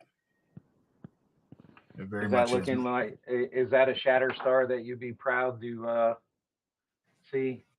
Yes, Beefy. very. That's what I made him beefy. And you got the little hair bits coming out. I like it. Those little Yep. braids. Yep. Yep. You gotta. So like when you were talking about the chains, hair So you have a position, right? And so this is another thing. I don't know if you've told people or whatever. So like when I went to school, they say to silhouette everything, Yes. right? So like if you just black this all out, would somebody be able to tell what the character is doing? Yes. That is silhouetting. That is called dynamic posing because if you can, if somebody can just come up to it and say, "Oh, this guy is jumping out of here," you know what I mean? Like, then you have done your due diligence to any of these characters. Correct. Very. So, which I love being on here, Marcus, because like me and you, we're the same people. I appreciate like that. Thank you. you know, it's all about the education level and everything like that. Like I might not talk about what I'm doing a lot, and that's on me. I'm not one of those people where I'm going to be like, oh, I'm in teacher mode every single time. Mhm. But that's what I love is like there's no gatekeeping. The secrets are there.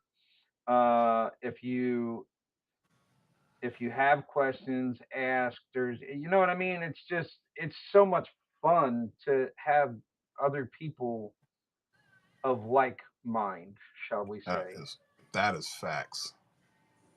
And so, like, I love being on Anthony's streams and everything. Like, he has such an energy that is like contagious, and like every time I watch it, I'm like, oh man, here we go. We're.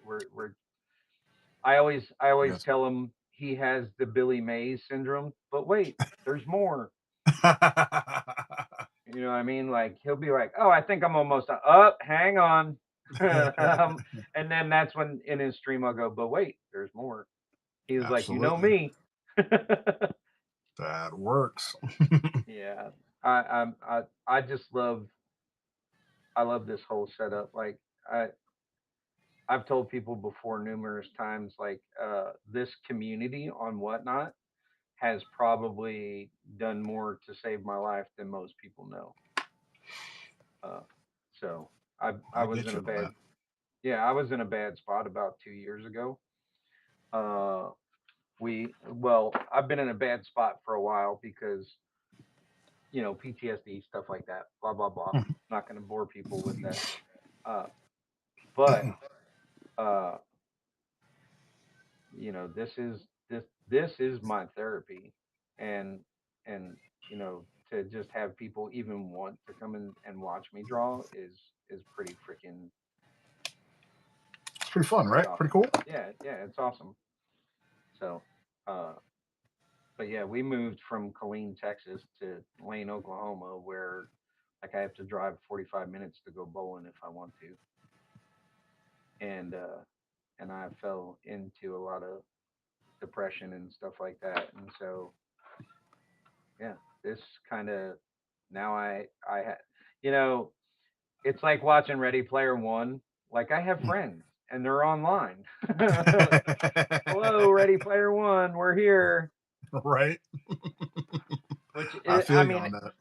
yeah, and my wife is like, how can you consider somebody you've never met friends? I said, okay. Um, I talk to people, I enjoy their company, and it just is what it is. And she was like, I said, how can you enjoy somebody's company anywhere else if you've never met them? You just give it a chance, and there it is. Like, Yeah, it's I'm one of those things where people have to get exposure to it. Then they would have a better sense of what's going on. Well, see, my wife, she jumped on to buy a hen on a nest for whatnot, and I was like, "You are in the wrong area. You are just there for somebody selling some garbage." She was like, "Well, selling artwork ain't much different," and I was like, "Wow, educating kids ain't much different either." But yet here we are, and I support you in it. she didn't like that shit. Probably not. Hey, sometimes you got to put things into perspective for other people.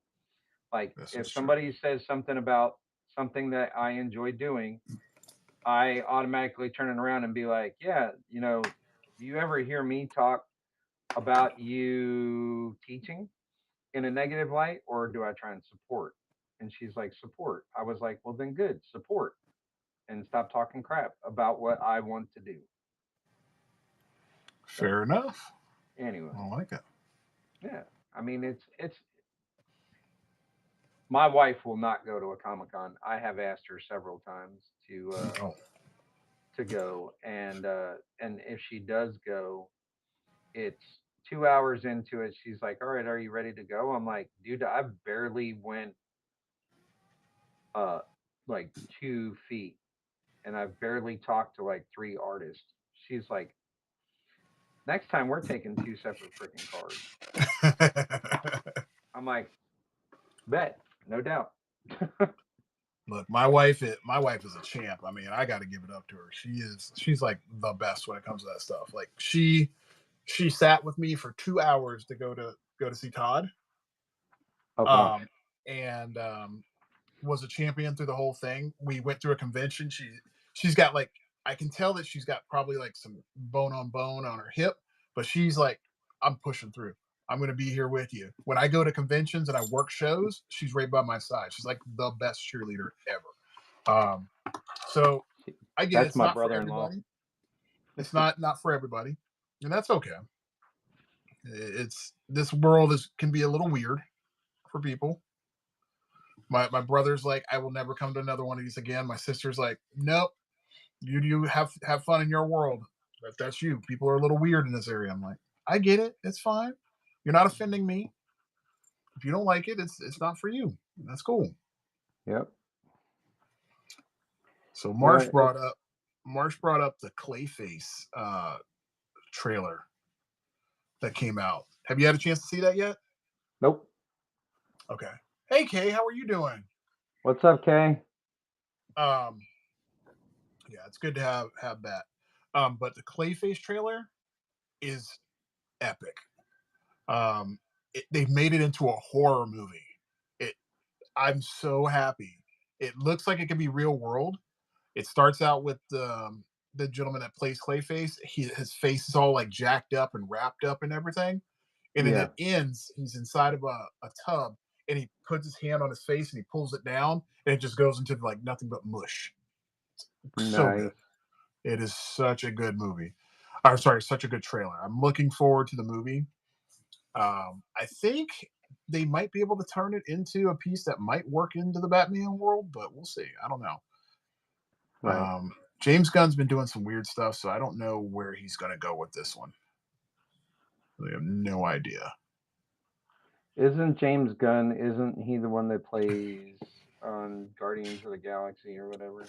That is his brother. Oh, That, so Sean his or something. yeah, Sean Young. So James Gunn is the one. He's the one that directed Guardians of the Galaxy. Ah, So okay. Sean Gunn is definitely super talented. I think Sean Gunn actually probably directed one of my favorite movies. You ever seen Brightborn? Nope. So I'm honestly gonna tell you, Marcus. I don't. So I don't have cable, okay. and I don't really.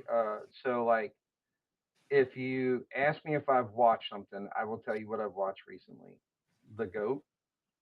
All right. So The Brightburn is a take on if Superman never became good.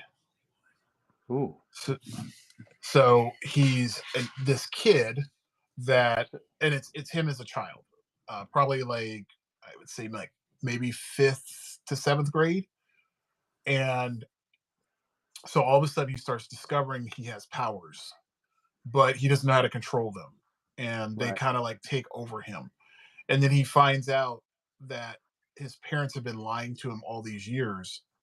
So instead of trying to understand what's going on, he goes the opposite and goes completely dark.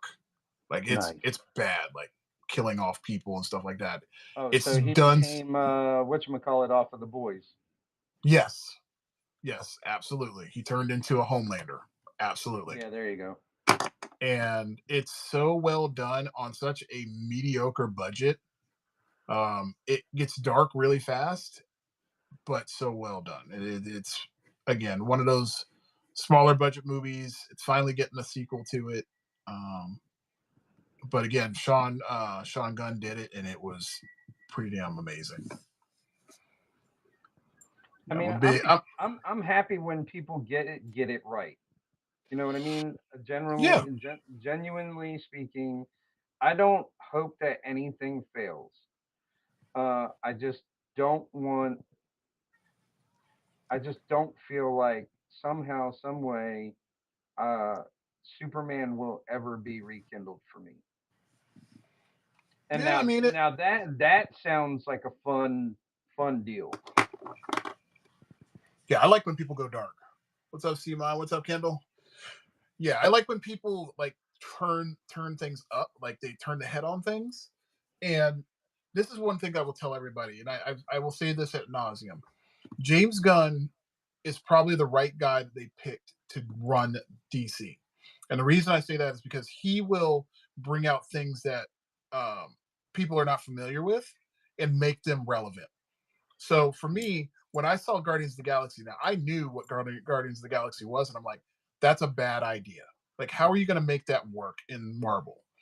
And just from the little snippet that they sent to Comic Con that one year, and you just see, Star Lord do the little finger thing, Yeah. and they're all in jail. I was like, I'm sold. I love this. The whole idea was great. And then when I saw the movie, I'm like, it's great. This is really cool. My favorite character is Rocket. Rocket's great. The casting for it was great. His whole attitude was perfect. Every character was well thought out. Yep. So from an idea standpoint, James Gunn is great. What I think James Gunn should do is step away from being a director. I don't think he needs to direct. That's where I think he's going to lose some stuff. Like he's going to lose his quality because you can't be doing two jobs. Like those are massive jobs. You can't be running creative and directing at the same time. The two just don't mix well. Yeah. So, So all I right, will tell you, Ninja. See you later.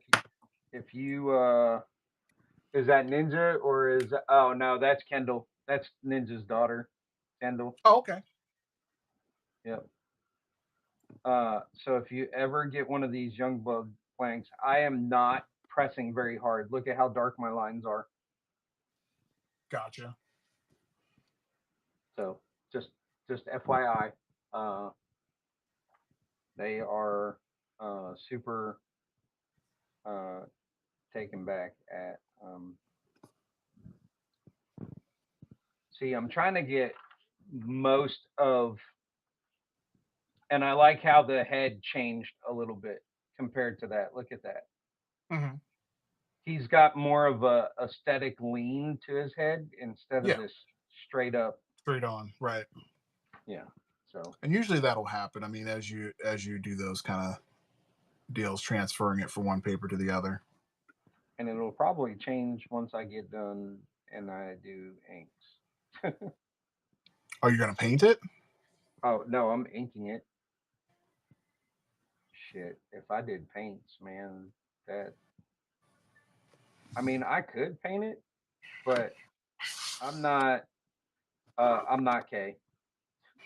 Kay does, dude. I'm here to tell you, man. I love watching Kay paint on blanks. Like she's doing that turtles. I'm not a Dude, big she fan of the turtles. We all know this, she but is smoking that one. yeah, she's smoking the shit out of that. Like that Leo that she's got just sitting on the stool. Like it looks like you can throw a quarter into it and it'll just hit the floor. I told her yesterday. I said I feel like I can see the scene because I remember when they do that Yep. montage. So I Yep. remember that scene. I love that. She is slaying in so many ways. She's got talent, like insane. Her and Gabriel are really super good at doing painting. Yeah. I just like she says I'm super duper slow, but I kind of like. I think it's cool that she does it slow, because you kind of see where her brain's going with it as far as the design goes. It makes it more methodical and Yeah. entertaining. Like when I paint, I'm more like a bull in a china shop. Yeah. Like I throw colors down, and then I'm like, all right, I'll come back and I'll clean it up, and then I'll throw colors down, and then I'll go, all right, I'll come back and I'll clean that up too. Uh, I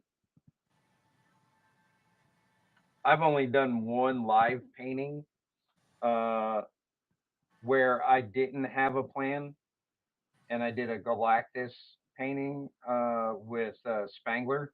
Me and Mhm. Spangler's Creations did a co-host, and I did not like that.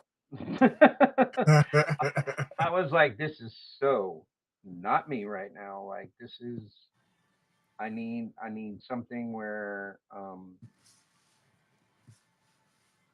I can focus uh, my efforts. I need lines on here.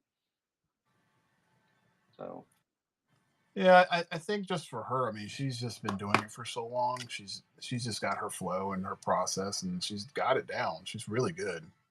yeah, I mean, the fact that she teaches that stuff live anyway, I think that's the other part that helps her out a lot. right. Um, you're familiar with that? She does do those like sip and Yeah, paint the kind of things. sip and paints. Yeah, So I think that definitely helps her out to be able to pull that off and make that stuff look spectacular. Yeah, she definitely has a gift for it. You got to give it up to her. yeah. I like I said, man. I love watching everybody do their thing on here. Like this is the only problem I have is that I don't have enough screens to watch everybody at one time. But then I would take it back to Ready Player One, where you'd probably go crazy trying to watch everything. Look, I did that the other day. I had custom on, and then all of a sudden, who was it that came on? Another like two other people popped up, and I'm like, oh man, who do I watch? Like I watch more of this than I do TV nowadays. Yep, that's it for real. It's crazy, but I mean the skills that I see, I'm like, some people, like I said, they inspire me to try different things. Um, there's I think it's Xavier that's on with K. He does like a mixture of paint and markers. He's all mixed media. He's dope. Right. Well, what's going on, Poncho? You're back on here. Cool, cool, cool. Poncho, that's a freaking legend in his own right too. I've not seen Poncho do anything yet. I have to check out one of his streams. Huh.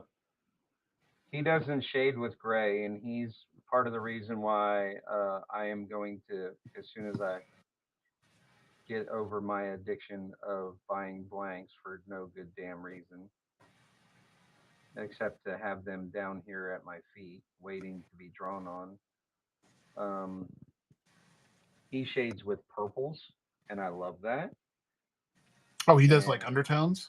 yeah, and then we were having a conversation, and he was like, "Yeah, nowhere in the real world is anything ever shaded with gray. It's all undertones, uh, warm colors, cool colors, shit like Yep. that." And I was like, "Yeah, absolutely." And then I was like, "All right, well, next time I go to Hobby Lobby, I'm going to be buying me a whole bunch of them purples and pinks and under tiny hues and Yeah. stuff like that." Yeah. Like So, when I'll do my like do skin tones, I do that all with like purples and reds.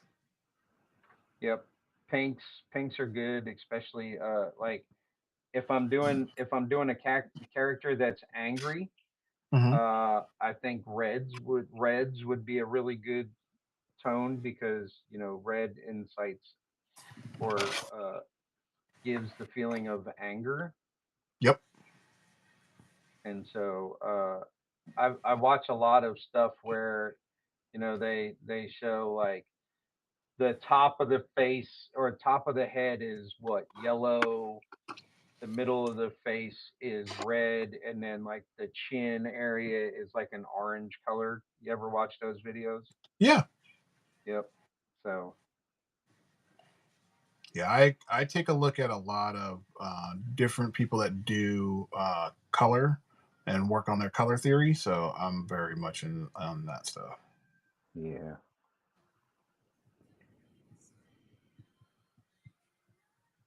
But Poncho's freaking amazing, man. Like that is that is a guy that you need to. I love the fact. Look, I changed his mouth from a gritting his teeth to an open mouth perspective. The Shatterstar kind of gives me a Transformers vibe right now, like a Megatron type deal. Yeah. So yeah, I'm digging this. What's up, nice cards? What's up? How are you doing? Nice. What's up, Dubs, brother?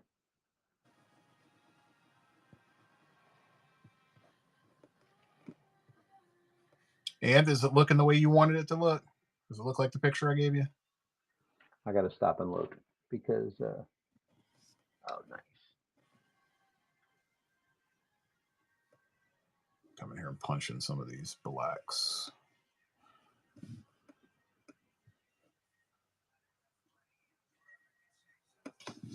I wonder if I want to do his head. The fire coming off of it. I might do that. You're not gonna do the. I know that you said you wanted to give it your flair, but you're not gonna do the flames coming off of the side, kind Coming of off the side of what? like the Helverine type way. I don't know if I want to put the flames here or have them coming out of his mouth. So, if you want my personal opinion, Mhm. I would do flames coming out of his mouth and his eyes, Yeah, I was thinking about that. I think that might look like a little just a better. little flicker and some Yeah, embers just coming coming out. out of his eyes. Yeah. That would be freaking tight. But the mouth, I would have flames coming, so it would go above Yes. the front of that first fin.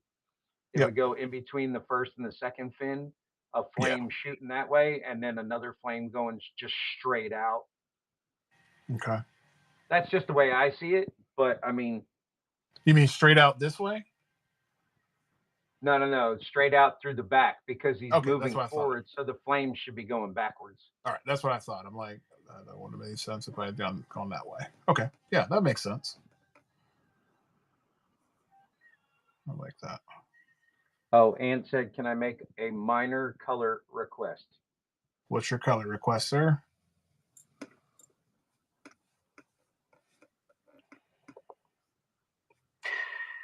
I think here. Uh Propane blue flames. Ooh, that's different. Dang, Wow. those are those Okay. hot, hot flames. Wow, that's gonna be a good one. I was gonna go yellow, but we can do that. I can make that work. Oh, I got it. I do I not like mean, machine gun killing. what about a mix of the propane blue and the yellow? I'm gonna have to tinker with that. I'm gonna do a mock up of the colors first before I do that because I don't want to mess that up. I only got one shot at it. Because if I Yep. don't do it right, it's gonna turn green. Yeah. Maybe do the yellow flames and then come back with like colored pencil Yeah, and I could do that. add the blue tinges. Yeah, but I've seen him with blue flames before, so I'm gonna pull a reference and take a look at that. From the first movie, he had the blue flames when he was talking to old girl. Oh, he did. Okay. Yeah, when he drives off the side after he kills the air guy, Hmm. the air demon, he jumps down and then the cops all shoot him and he shoots those flames up.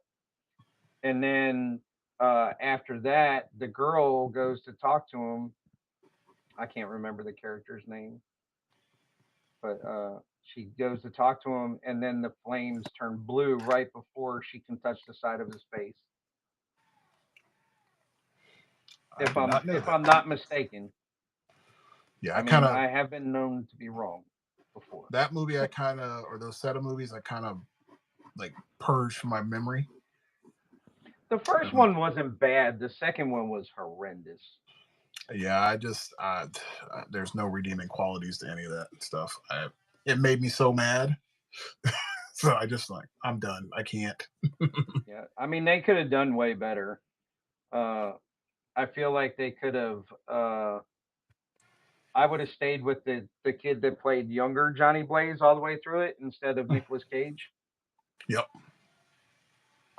I I feel agree. like I feel like that would have been a good thing. Like Nicolas Cage is Nicolas Cage. You know, he is kind of like the girl from Twilight, and he's got one style of acting, and it's not that great.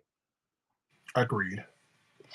Yeah, I wish they had gone a different route. I really do. I think it could have been a lot better.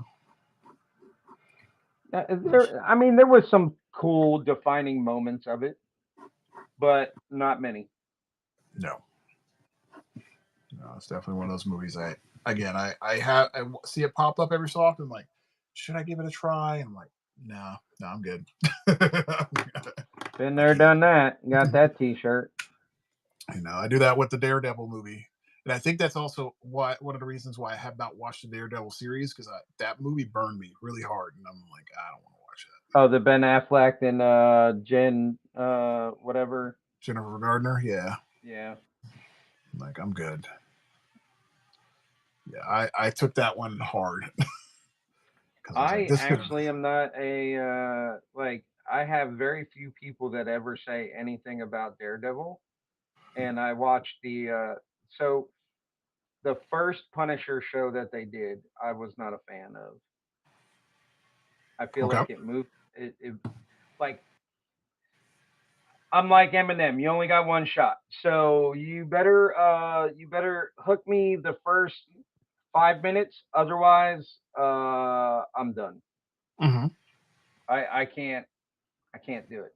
You know what I mean? I don't have that much time in the day, and I would appreciate if people would just get to it.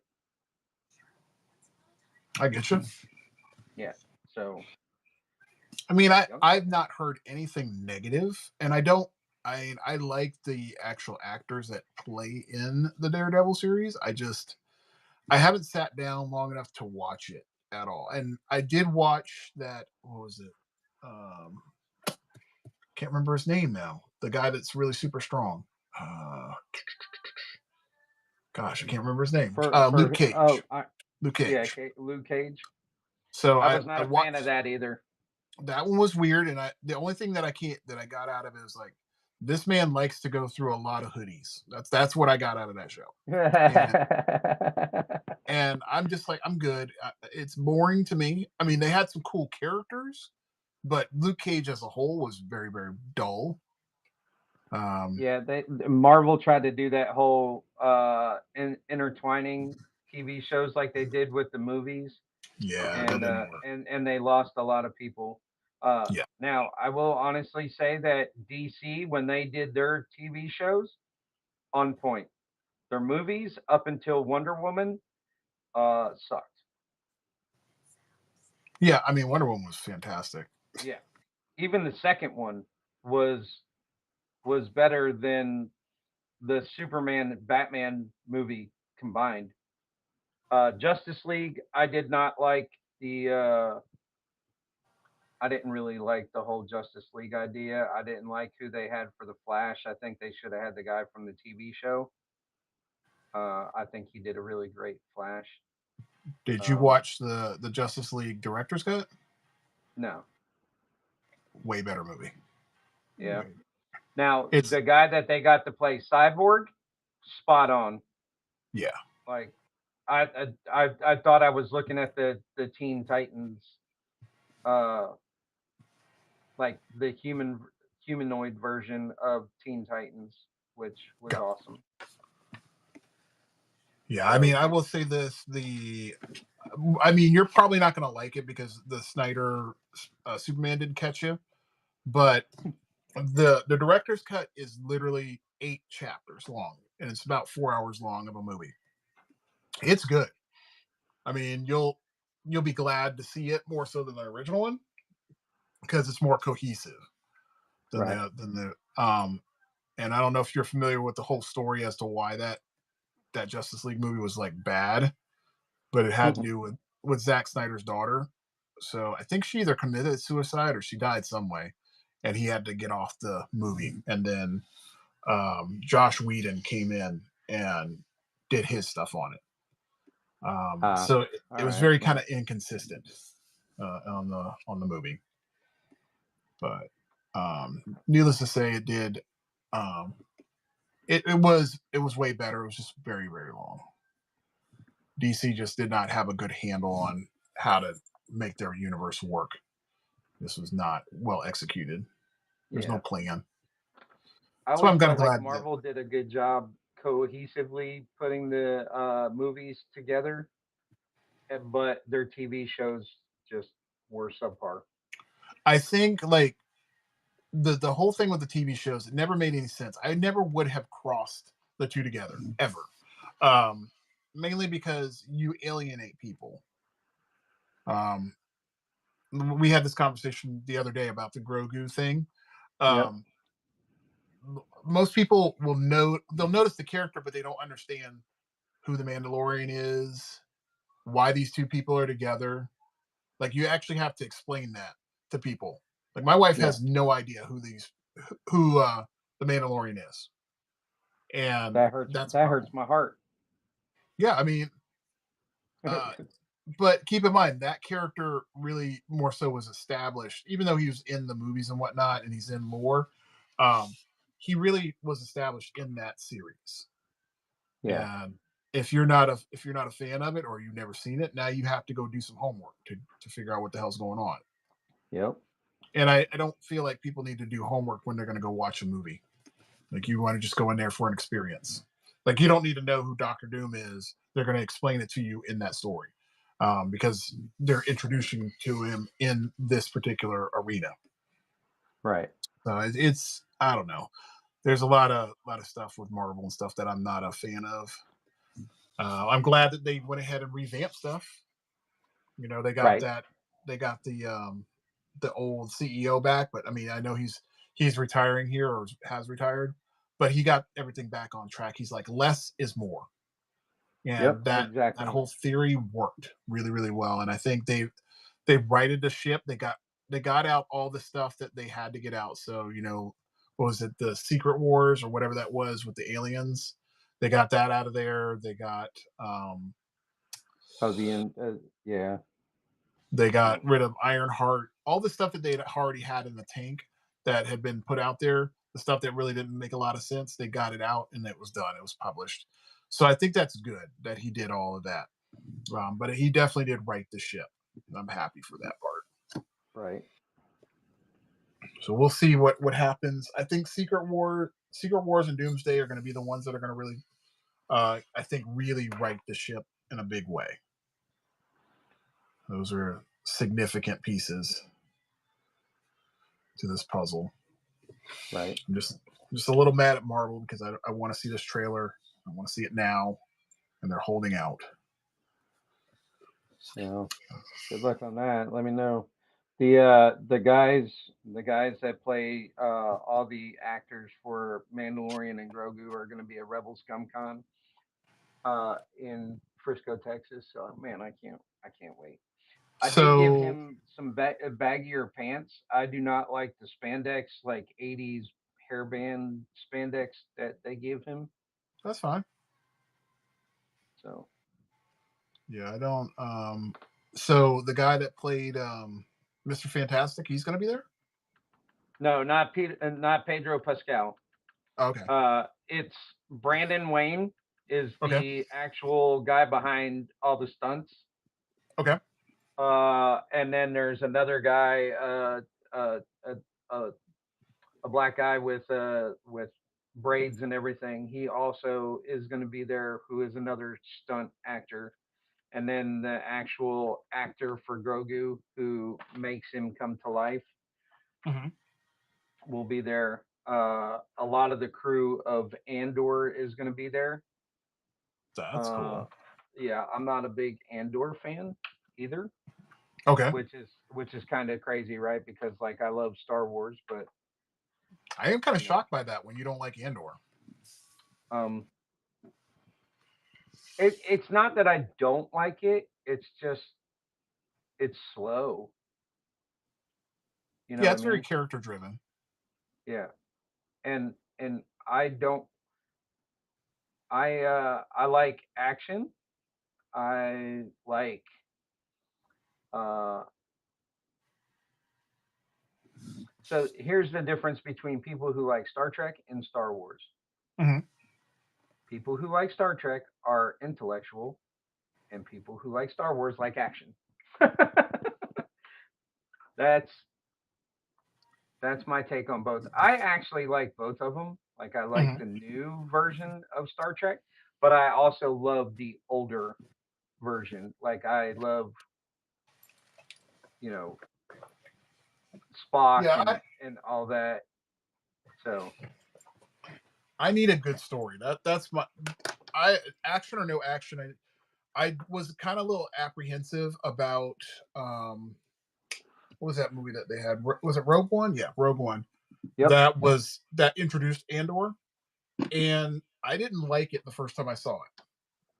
I actually walked out and I called my wife because she was out of town. I said, I just saw a horrible movie. And she goes, "What'd you see?" I said, I went to go see Rogue One, and it was bad. It was really, really bad. I loved it. Um, and I had to watch it again, and then I'm like, this movie's great. It's probably I really I crapped the bed when I saw it the first time because I was like, where are the lightsabers? Where's Yeah. all the stuff that I really, really love? And I came back and I'm like, story wise, this is just a great, it's like a group of just fun heroes. Like Yep. it was a good story. And that's what Exactly. I didn't appreciate it for that. But I learned. And now I every time I watch it, I every time it comes on, I turn it on and I'm just like, I'm not gonna stop watching this until I finish it because it's that good of a story. See, I like the story for Rogue One, and my wife got so mad. We went to watch it in the theater, and she said, "Wait a minute! I just sat here for like an hour and a half, 2 hours, and everybody freaking dies." I was like, "Yeah." Oh, you didn't tell her that was gonna happen? You didn't let Oh her know? no, she's watched Star Wars with me before. I said this is the precursor to Vader storming the freaking ship and everything. So those, when they say many Bonthams died to bring us this information, duh, who is it? Yeah. It's the Rogue One. And I she get was like, I absolutely hate you right now for not telling me. it. So yeah, Yeah, my wife I, was like, when we saw the Solo movie, like we saw the trailer. We didn't go see the movie, but we saw the trailer, and she's like, "What the hell is this?" She's like, "Why are they releasing like a Star Wars story? I don't get it." I'm like, I don't understand what they're doing either, but I guess they just want to introduce us to stuff that we already know and just give us a deeper a understanding of it. backstory they give you. So everybody hated Solo. I loved it. I I'm thought gonna Solo tell was you why. great Yeah, everybody that I know that's a Star Wars fan, they're like, I hate Solo. I'm like, why? It gives me everything that I wanted to see. Uh, you find out how Han Solo grew up on Carillion. You find out how he got his luck. You find out how he got the Millennium Falcon. You finally understand Lando's relationship with Han Solo. And the most important part is how Chewie became Han's person. You know what I Yep, mean? Like, so what wasn't there to like? Like, I don't understand people when they're like, "Oh yeah, it's just not my cup of tea." because it's not linked to the whole Skywalker group. And I loved at the end of Solo how they brought Darth Maul in as the crime syndicate boss. Yeah, I was a little pissed that that never came to fruition. Well, you got to watch Maul, and then you Well, got to I watch. am, but I am, but I don't like the fact that they kind of left that hanging. Chad, I would have liked to have seen it more in the live action because I love the live action. Don't get me wrong, this animated one is awesome, but I would have liked to see a live action. They, dude, I don't get me twisted. I would love to see a live action mall movie too, or Have you TV show. seen Have you seen on YouTube? Have you seen The Apprentice? Yes, absolutely phenomenal. Like some of these fan made trailers, I don't understand why Disney is not going to get these Jokers and put them to work. Yeah, because they did that on a shoestring budget. That thing was so good. There's a whole bunch of them, man, that I watched. Like, you see uh, these people. They make like oh gosh, it's the Tie Fighter one where this Tie Fighter pilot is uh, lost to his whims, and the whole fleet has taken off. Oh, he's flying through And the planet. Yes, I did see that one. yeah, yep. I mean, that is phenomenal. I That love is a it. great one, and he's stuck there on the planet with no plane. That is so good. Yeah.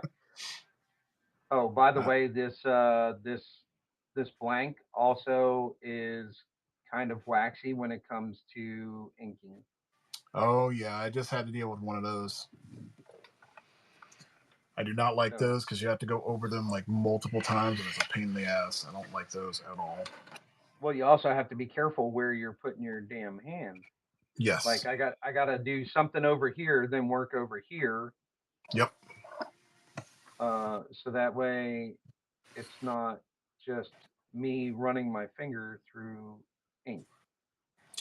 Agreed. Yeah, I'm not a big fan of that. I was afraid that this was going to happen. So Custom sent me a cover of the Spider-Man book, and I had just done the Spider-Man book probably like 6 months ago. Um, and he cut it.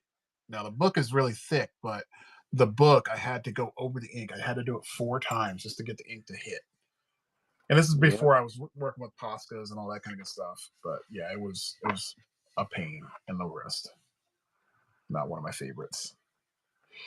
All right, so we're Yep. gonna do a And lot I of have another. boys. I have another one of these. So this might just wind up being a pencil cover uh, on the next one.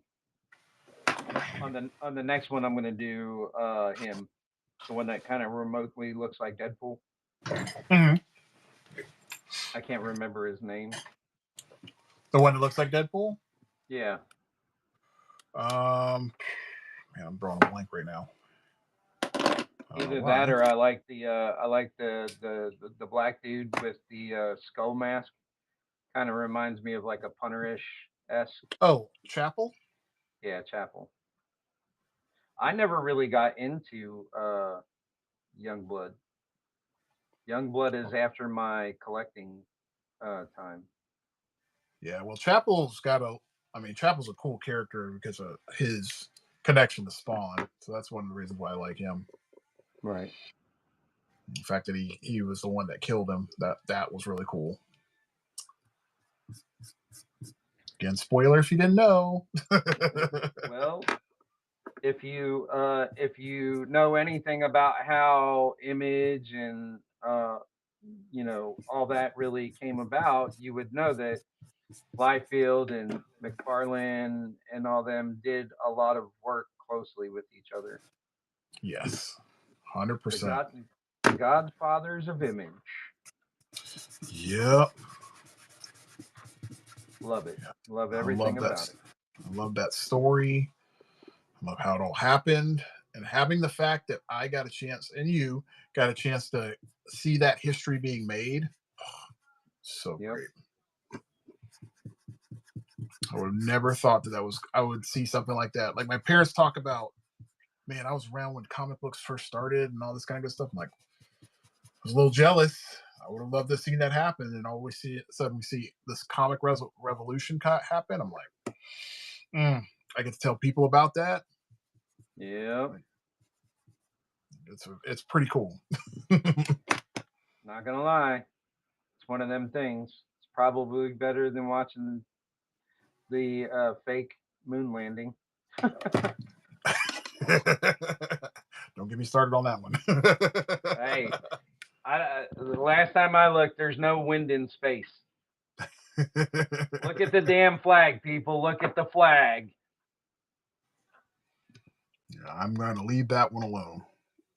I mean, Red Hot Chili Peppers even made a whole freaking song about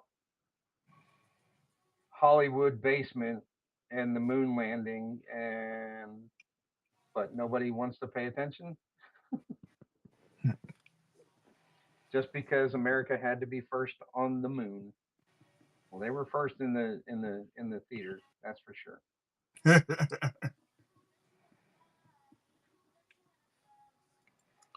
See, And that's Godfather's why. image, shit, they changed how art was drawn forever. And that is 100% true.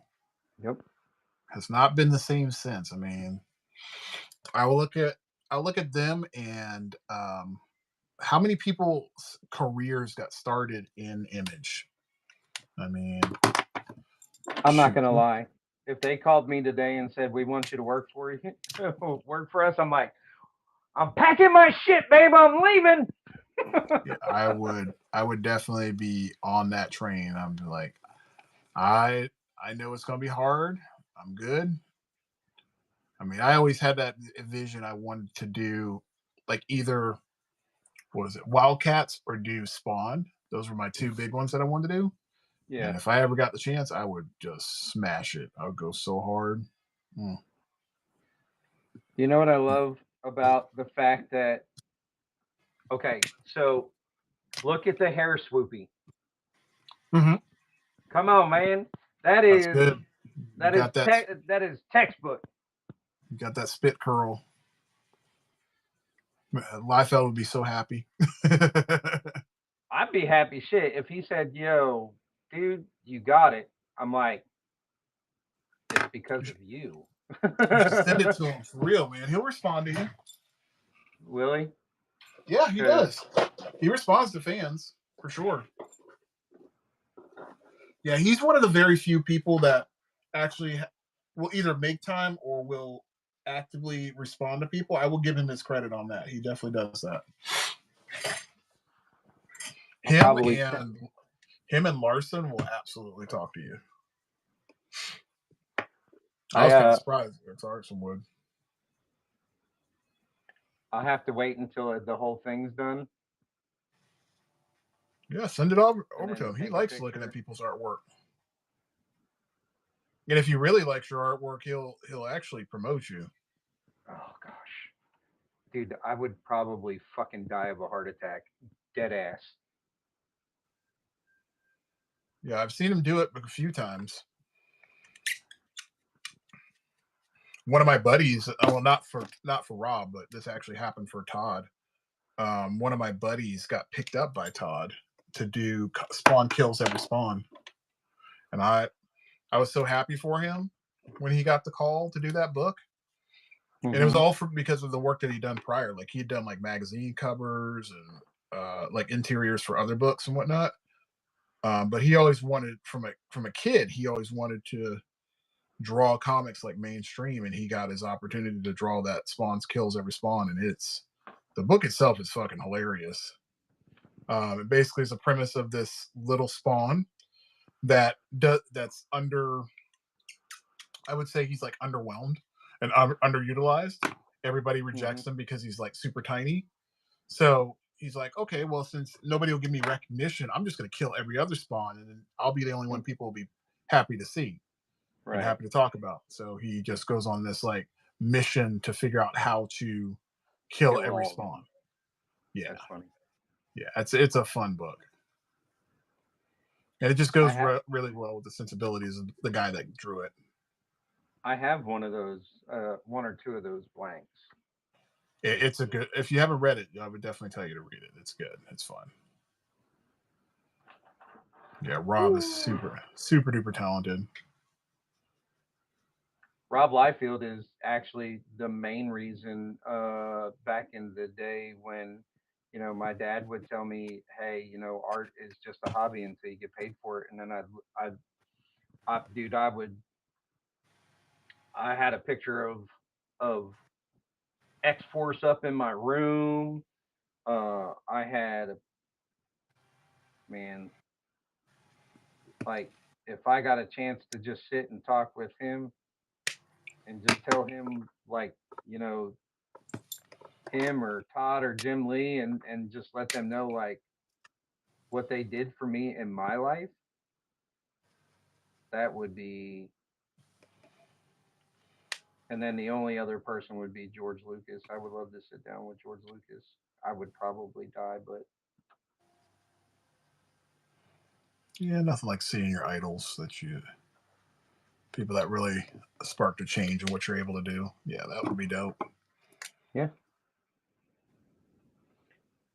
I mean, Yeah, even at one point in time to have like a booth next to them, even if I didn't sell a damn thing, which I probably wouldn't sit next to them, I would probably just look at people and be like, "Yeah, I got nothing. These mother truckers are right next to me." well, that would make me work harder because I want them to be able to see what I can produce. Yep, it does. I mean, it's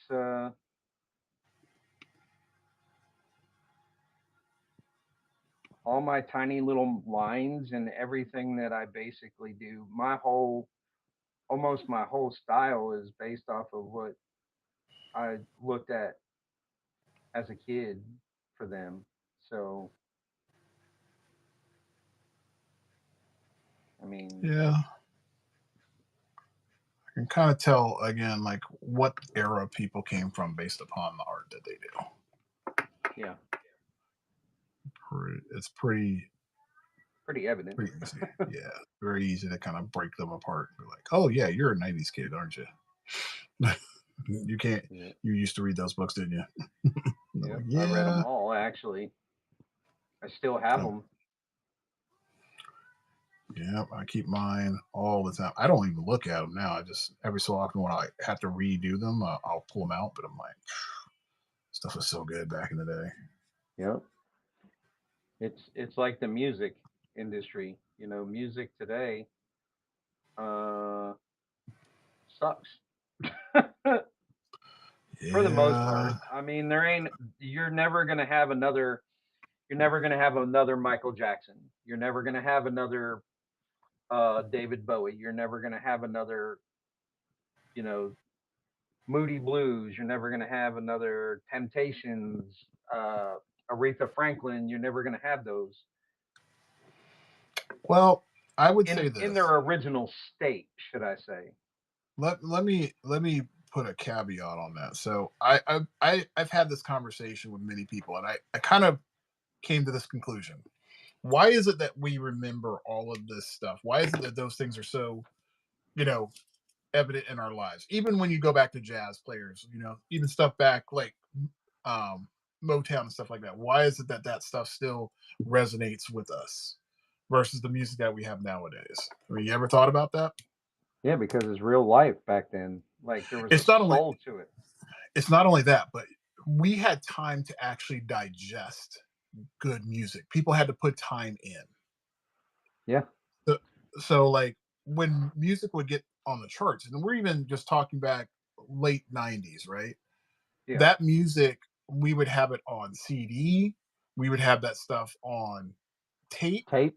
Yeah, and the music was there at all the time. It wasn't coming out like getting churned out like it's a happy meal. It's not like that. It never was like that when we were growing up. Um, because I thought about them like, why is it that I don't like any of this music? And it's because I don't get a chance to let it saturate my brain. And two, it's not people playing real instruments. That's the other part. yeah, I mean, a lot of it nowadays is all digital, and I think that takes away from the music, 100%. And yeah, you're not going to have that until people slow down, and that's where the never part's going to come into play. People will not slow down. They're trying to put out artists, in the well-known numbers. yeah. um I'll give you a case in point. There's the girl that did that new song called Golden from the anime, and she had been around for like multiple years, like 10 or so years, but people would not recognize her talent. Like they never gave her a shot to do what she did. And um, when she came out and that Golden song came out and the movie, started, people were just like, I got to see this. This movie's great. The song is amazing. Then they started giving her props. And then the people that were with her, the other two girls, are like super talented. One of them's like a singer and she's a rapper. She's really good. Um, but again, these are the things that we just don't get a chance to see because we don't give time for it to breathe and really see the talent. Like, could you Yeah. just imagine if Whitney Houston or Michael Jackson was around right now? They wouldn't have the longevity that they have. It just wouldn't happen because it's the next big hot thing.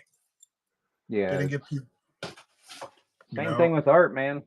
Same thing Yep. with look at the comic book industry. Well, that's the other part. Like with our comic book industry, that's a little different because they don't give time for people to stay on a book long enough to make mistakes, and then Yeah. grow. It's Yeah. like, I need you to sell this book. If it's not selling 40,000 copies, nope, you got to go. We need to find somebody that can sell these books.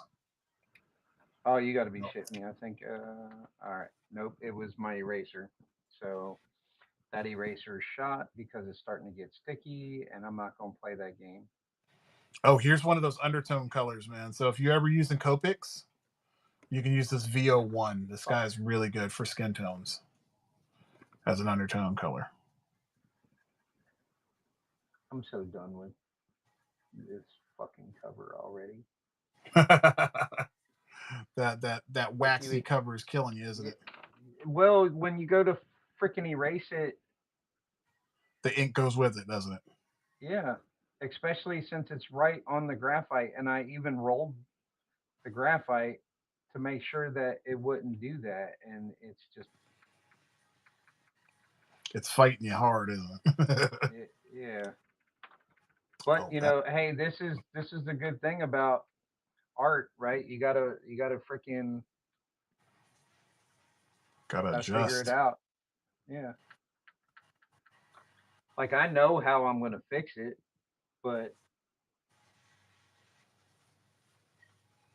at the end of the day, it's like, dude, really, you're streaking, you're doing this. Like this is one of them things where you just grab your pen and you start drawing, and Mm-hmm. whatever comes out,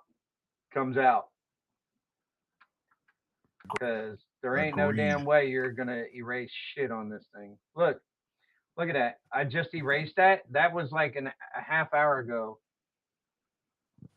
I got something Hmm. for this fucking thing's ass. I would definitely go like Posco on that. Just make it hit hard. Hey, Ant, are we doing the blue and yellow for his costume? I wasn't sure. I can't remember.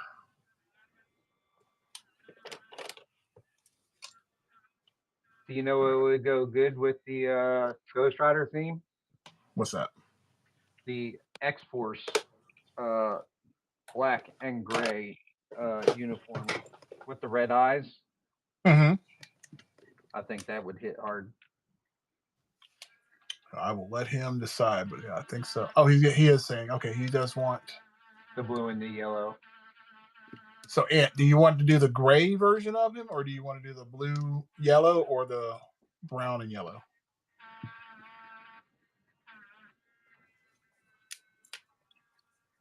I think he responded with yes to the blue and yellow. Yeah, but then he said Rob is right. Okay, so he does want to go. You do want to go with the gray. Okay, just make sure. So the X Force gray. Okay. Well, you can tell that that wasn't my wife saying that because she would never say I was fucking right. You never know. She probably might. And if she does say it, I usually mess it up right away. And I'm like, wait, did you just say I was right? She was like, shut up, or I'll deny it. I never said that. So If let's get nobody this. has one of these, this is one of the things that you should buy. Oh yeah, the handheld eraser. Yep. A mechanical eraser. That's what it is. The motorized one. Yep. Best thing I ever bought. $8. Amazon. Okay. So now fudge sickles. Man, I'm gonna have to go back and do some. I'm gonna see how these alcohol markers take on this because if if this is just how it's gonna be, I might just. Are you gonna Posca it? Are you gonna go and take the dive? Nope. I'm gonna take the. I'm gonna take the chance and. That's 50. Oh, that's 31. Okay. I'll be on this guy.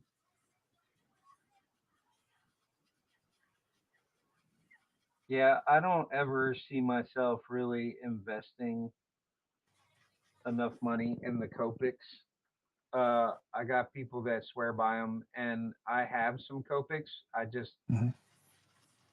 to me, I feel like I can get just as much done and just as high as quality with the Hobby Lobby shit than I can with Copics. Yeah, I mean it's different per person. I mean, I don't I use the Copics, but I mean honestly, I've thought about going like to paint only because then I don't have to spend as much money to do the things I want to do. So that's an option as well. Where's my other one? If I was gonna do paint, I would definitely, I would just do brushes. I wouldn't do paint pens. But I have, Yeah, as a matter of fact, I have a Ghost Rider here. I'll show you. I have a Ghost Rider cover. These are some of the covers that I've done.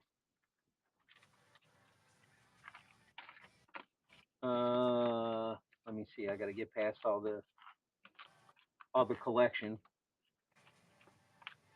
If I showed Ant half these comic books, he'd be like, "All right, Rob, I need to buy them." So I let's go. Oh, here's my first indie cover that I did. yeah, I remember that. That thing's fire.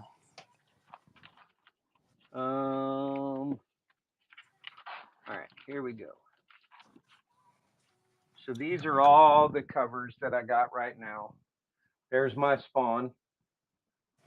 Very That was nice. that was over a year ago, dude. I'm still Very holding on to nice. that damn thing. On the back of it, it's got a fat the fat Violator clown as Okay. a voodoo doll. My Spider Gwen. Nice. On the back of this, it's got a Gwenpool in pinup style. Uh, Spawn black cover. It's got like UV bats and in the green for the eyes, and on the back it's got a Spawn voodoo doll. Here it is. That is my first all acrylic Ghost Rider cover. Very nice. Just all it is just the acrylic markers. Yeah, you So better grab that Spawn, man. there's a bounty hunters with Bo-Katan, an absolute Batman with absolute Joker I'm working on, Nice. and then this is Psycho Sal with a Nightmare on Elm Street Part Two homage. My buddy William Russell, he does Psycho Sal, and I bought this, and I've been working on it, and I just put it to the side for a little bit. Gotcha. So, yep. Good pieces. Oh You know well, what? I'm trying, man. Gotta get that. Gotta put in the work. If you don't put in the That is work, it true. ain't gonna come out the way you want it for sure. All right, I am just gonna kind of. Oh, dude, do you see how garbage this is? Fuck, this ain't gonna work out. This ain't gonna work out at all. It's not gonna work the way you want it. Nope. We're gonna see. I'm gonna keep going. There's no quitting me. I'll be honest with you. Sometimes I just have to step away. Like I told you, when I did my Spider-Man book that had that problem, I literally put the book away for a minute because I couldn't touch it. It was pissing me off too much. All right. Here we go. Yeah, I feel like the paint markers are gonna be better.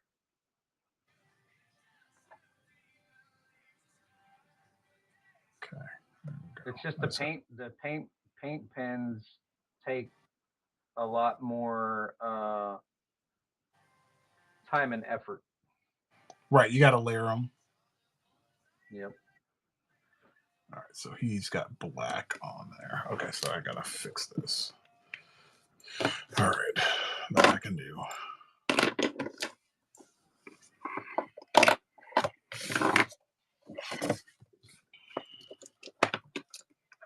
I almost feel like I'd probably just be better off grabbing my brushes and painting. I almost think you need to cut your losses while you're ahead.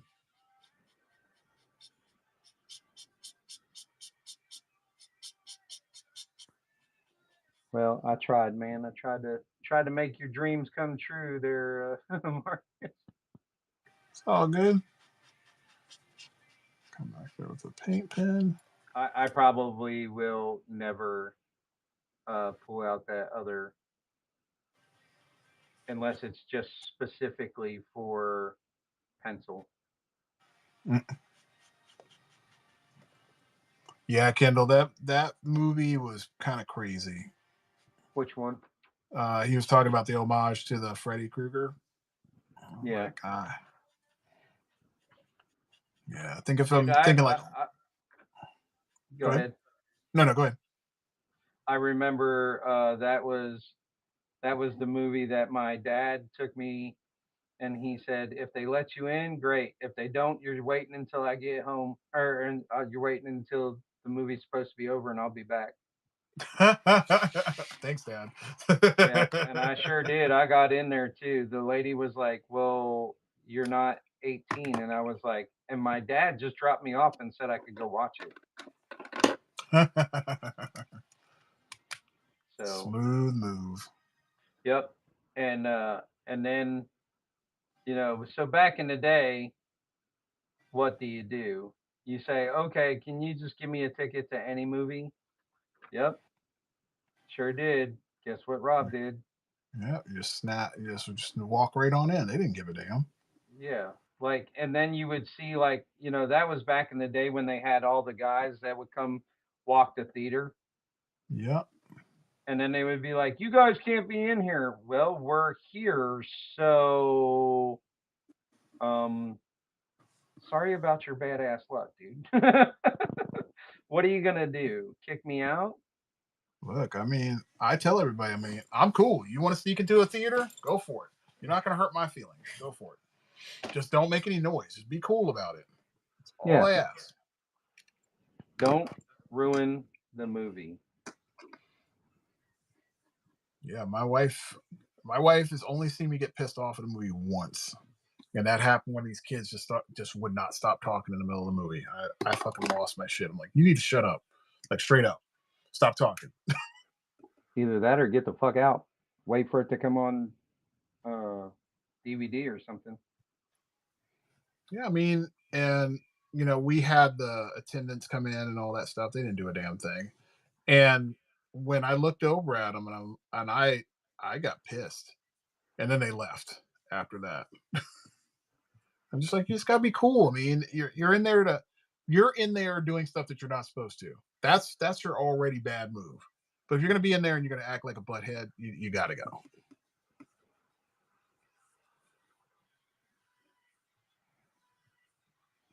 That's not the old Oh, man in me talking. That's just like movie etiquette. get off my freaking lawn, you fucker. You know, between that and the people that want to have all out conversations on their phone and have their phone light blaring in the middle of the movie, oh man, Mm, you're you just know it. you're on a whole nother level with me. I'm like, you need to shut that shit off. I think the only time, so I take it back to the 90s. Uh, I buy snow caps all the time. Hmm. So if I ever see anybody up in the front Oh, that's acting, good. yeah, I snap my fingers with those snow caps like you're flicking a beer bottle. Yep. And I hit them right in the freaking back of the nugget, and they're like, "Who did that?" I'm like, I "Shut off love your it. freaking phone, jackass!" Love it. Love it. And they're like, "I should come up there and kick her ass." I'm like, "I'd sure like to see you freaking try." Yeah, I will never forget it that we went to the theater and these kids started acting a fool and they saw my wife, right? Like my wife goes to the bathroom after the movie and they're walking out behind her. They didn't know I was there. And I come out and they're just like, okay, we're gonna just start walking. Because I Yep. was ready to fight. I didn't care. My wife knew I was ready to fight. And Yeah. they just kept on pushing. Because Like they were gonna talk some shit to my wife. I knew it. And I just like this is not happening. like go ahead. You can think you're gonna do something, but you fixing to find the emergency room real freaking quick, homie. She's like, you would pop them. I'm like, I don't care. I mean, you're gonna you come at my family. That's a problem. Yep. One thing for you to attack me, but Yeah, I've my never soul. like my favorite. Well, not my favorite story, but one of my all time stories is we went up to Orlando and we were going to go see the Avengers movie. So at this Hmm. time, my wife and I had been we were just dating at this point in time. So we were only a couple of months into maybe like 6 7 months into our relationship. So my youngest son, he was in a stroller, and that was the only way that he could like calm himself down and be good, right? Yeah. So we're leaving the theater, and this jerk. Now we had the stroller like on the side because that's the only place that would fit, and that's where he could lay down and go to sleep. So this jerk, as I'm trying to get him and roll him up, jerk just like on purpose runs into the stroller and doesn't even apologize. I'm like, dude, what is going on? He comes back at me, he wants to pop off. And my wife's like, no, Marcus, you can't do that. You can't fight him. I know you want to, but let it go. Shit. Because I was ready to go and throw hands. Like, Watch this no, you shit. can't do that. And it's a kid, it's a child. You can't be acting like that in the theater. That's why, like, one of my all time low things for me to ever see is the way people act at Disney World. Oh, yeah. I've never been there. They don't know anything like etiquette wise. They're entitled. Uh, well, they so we took the so we went with some of our friends when I was in the army. Me and my old platoon sergeant were friends, and we all our families all went to Disney together. Well, we come off of the ferry. We decided we were going to take the ferry. The girls wanted to take the ferry. We're like, all right, cool. And this was when his oldest son was still in a stroller, and all these people were like running off of the ferry and just kept on bouncing into the stroller. And all of a sudden, like he didn't even get a chance to say anything. I was like, next motherfucker that hits this damn stroller is getting thrown off this fucking boat. And my wife was like, dude, Rob, you can't say shit like that. And I'm like, oh, I'm not saying it because it's a threat. It's a freaking promise. Next one of y'all assholes touch this stroller, you going for a damn swim. And yeah, it was pretty funny. Like my wife, his wife, him, they were all like, I ain't never seen that side of you. I was like, there's one thing, if you bump into me, I'm an adult, I can take it. But like you said, It's a kid in a freaking stroller. Like, yo, dude, back the hell up and don't be a jackass. Well, people just don't have any patience anymore. That's the problem. Ain't got no damn sense either. That too. But Like common sense ain't no it's common going to sense. not be there. That they have that mentality, and it's like you guys just need to take it down a notch. It's okay. Okay, so is the gray starting to look better? Yes, Okay, good. it's fighting Because you. I can see that it's not wanting to be punched in. I can see that. yeah, And that's not a you thing. That's just that stuff. Let me see if I can find another picture of Wolverine here. it's definitely frustrating, but this is when you find out like what kind of artist you are. Is if if one little distraction or one little hiccup deters you from doing something, Right. that's just my opinion. I agree. I'm not gonna let it beat me. I am too stubborn. I'm with you on that. I'm definitely that person. All right. So Wolverine.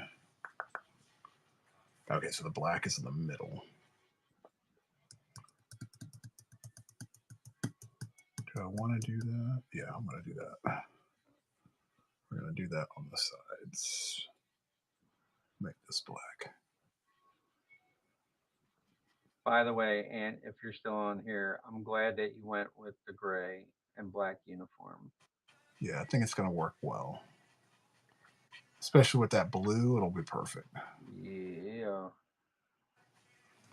gonna make everything about that pop.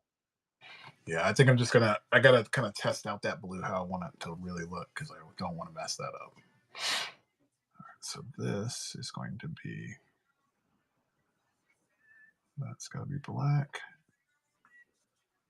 I'm also throwing a little bit of this blue gray in here,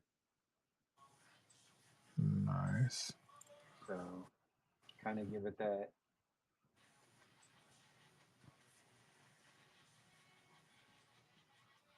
So you've been doing Almost. pretty good on sales and whatnot lately. No, I've been working on more commission work, dude. So like, I haven't been selling cards or anything like that. Not. I'm gonna wait for the May the 4th show, but I Oh, have to. I have to do some shows and make some money because I got to get some stock or whatever. But I mean, most of the commissions I got going right now, dude, they're big commissions. Like it's not like I'm gonna finish them in a week, you know.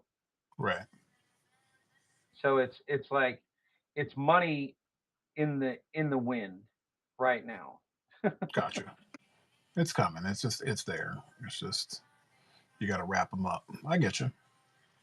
And most of these are going to be something that I can really get into uh, and have fun with, like the Hmm. the turtle one. I'm having fun with it. I can't rush it. I get you. So because even though it's turtles and I'm not keen on turtles, that's still my name attached to artwork. So I'm with you on that. That makes a lot of sense. All now right. if I do cards, like if somebody was to say, hey, like Rob, I want you to do a card on the show, I'll do a card right now, and I'll just stop what I'm doing. But uh, I just I just my problem. It's not even a problem. It's actually a good problem to have. Is I want people to be happy with what they get because money, no matter how much or how little you pay for something, it's still somebody's hard earned money, and I don't want to mess that up. I'm with you on that. So That makes a ton of sense. I like that thought process. yeah, and I look at it like this: if I was my customer And this is why, like, a lot of people probably get frustrated with me. If I was my customer, I look at it and say, would I be happy with the amount of money I just spent on something from me? If the Mhm. answer is no, then I need to do something else. To I need to make it better. I need to improve. I need to do something. Mhm. And that is my thought process. Like this cover right now. It's testing me, and I am not okay right now. But I'm not gonna let it just sit here and beat me. I'm just gonna do my thing, and I'm gonna make sure that I get it to where I want it to be, or where I'm happy with it. Well, that makes sense. Yeah, because we are our biggest critics. That is facts. So if I can't make it, if I can't make it what I would want, or if I'm not happy with it, it ain't leaving my damn house at all. I like it. That's good. People need to hear that. Yep. All right. I think I'm going to go until, let me see what time I'm looking at. Yeah, I'm going to go until 12:15 because I do need to get to my class. And then we're good. See, I got to come back with all this white.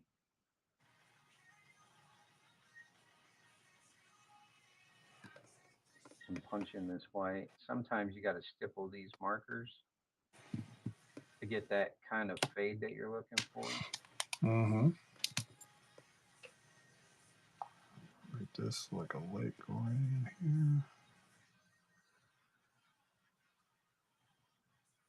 And then I'll put the other leg. Yeah, that's one thing. Like, it's kind of funny when I say I take my time. So my Mm-hmm. wife, I'll tell her I'm like working on commissions. She's like, "Well, shouldn't they be done already?" Like, I'm like, "Dude, you've been married to me for how long? And like, I take my time. I have pride in my artwork and everything." And she's like, "Yeah, I feel like that's something that you should have been able to bang out in like 10 or 20 minutes." And I'm like, "You are high as hell, woman."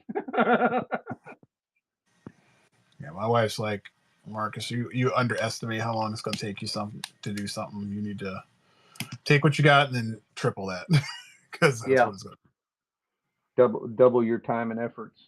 be. It's like, yeah. So like this, I knew once I get the idea down, I can cruise at that point. Yeah. I'm pretty fast at that point. But getting to that point sometimes takes a couple minutes. Yeah. Sure.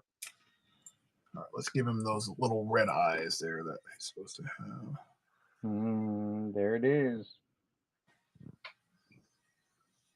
Dude, that is so freaking awesome. I haven't even been really watching.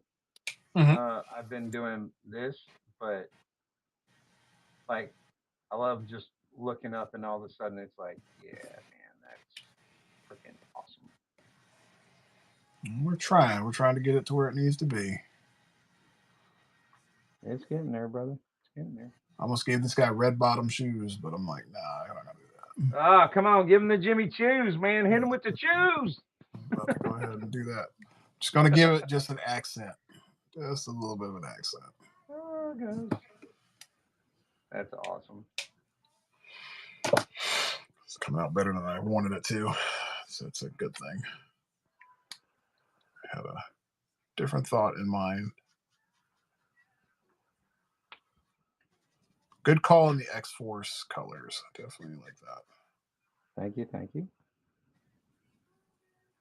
See, the cool part is now that it's a gray tone, I can swap it. Like if I do it as a print, I can do it in all three colors, which is Yep. perfect. which I think I will do because I think this will be a good one because I have my comic convention coming up in November, so I needed a whole bunch of new pieces, and this will be one of the new ones that'll be in that set. Nice.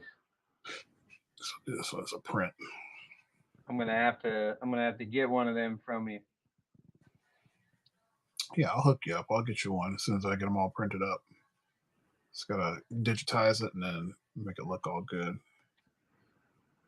Do your color corrections and all that stuff. Yeah, make it I, look right. see. I think that's another good thing. Like I love being on here is because like I understand like a lot of the processes that you're talking about. So that's very important. It's very helpful. Well, if you can't communicate with somebody in the language that they speak, then there's no effective communication. Correct.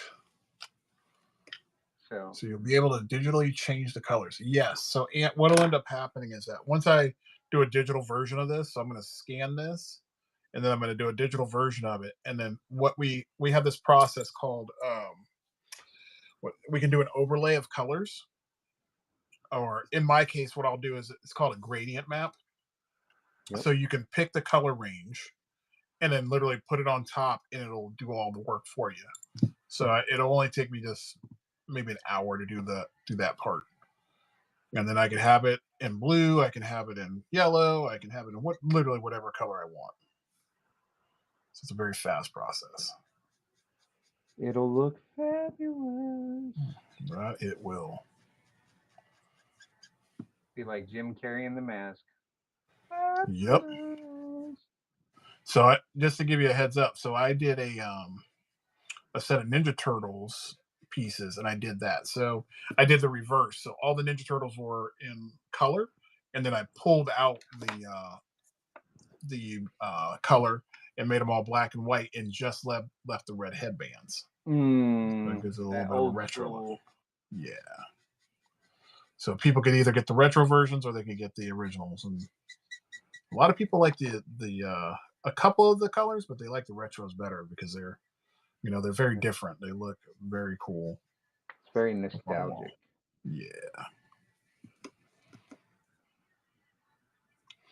Yeah, so I'm gonna do a yellow, and I'm gonna do the yellow and blue version, so that way, like this part right here will stay the same, but like right where this patch is here, that part will be yellow. But I think that what also I Ant can is change. saying is sign him up for one of each. So you'll have the original, and then you would get the digitals. Yeah, as soon as I get that done, I'll do that. I just got to kind of figure it all out because now that I've been drawing all these covers, like there's a lot of them that I'm going to turn into like a coloring book for the show and all that kind of good stuff. Because there's some really good ones that I've had a chance to do. Do you do scans of your line work? I do. Yeah, see Yes. that's the best thing, man, for those coloring books like you're talking about. You just scan Hmm. the line work and be like, all right. Yeah. So when I did my like my Inktober one, I already had like the digital versions of it, so I just cleaned that up, Right. put them out there, and those books did pretty well. I think I'm down to like one left, so I was very happy about that. But my wife's like, you should do a Transformers book. I don't know why you don't have a Transformers one. I'm like, I don't know why I don't have one either, because that should have been the first one I did. Yeah, no doubt. And thank you so much. Yeah, I'm very happy about this one. This is 3 hours worth of work, but it's gone by pretty fast.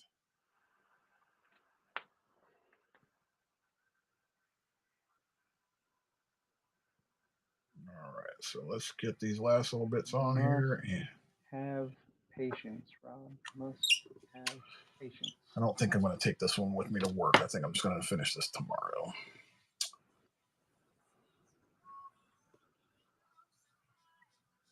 If I can let this stuff dry. Yeah, one of my students was on here. He's like, "You're going to work on this in class today, right?" I'm like, "Maybe." Nah. I have other ones that I'm going to probably work on. I I'm think just that's literally, great that your students are that involved. You know what I mean? Like that's because you're doing college, right?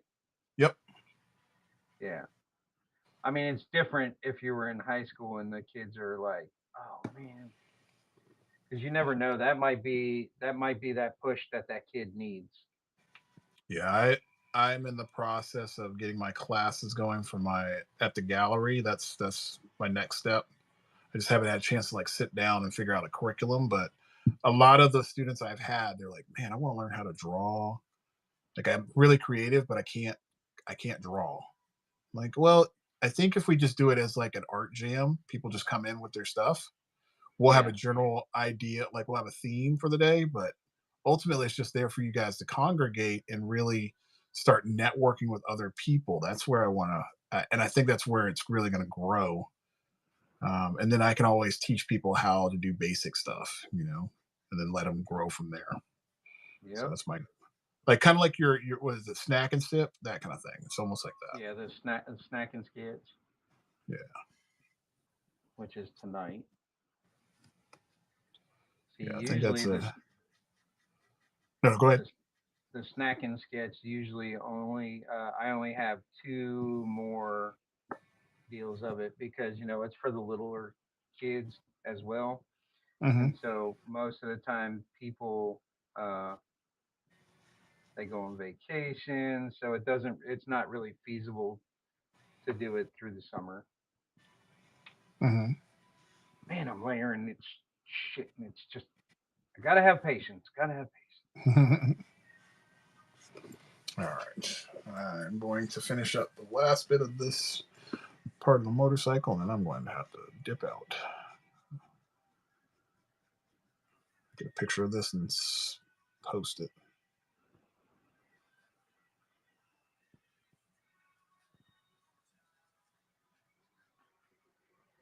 Ooh, come on now.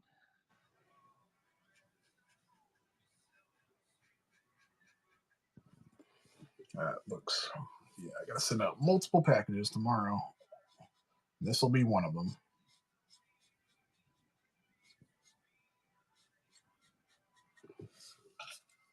This is sick.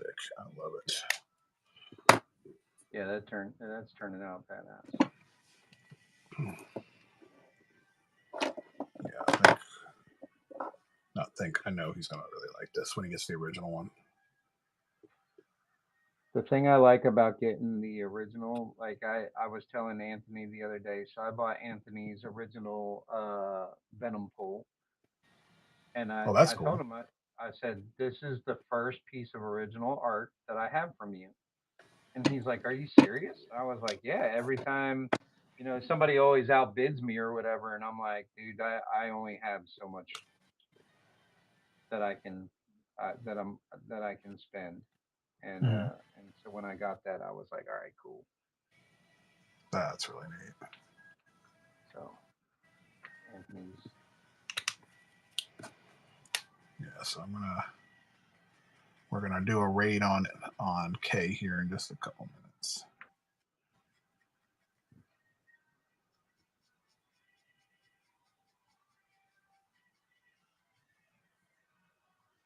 Oh, I need the one grade. What the hell am I doing? I know better than that.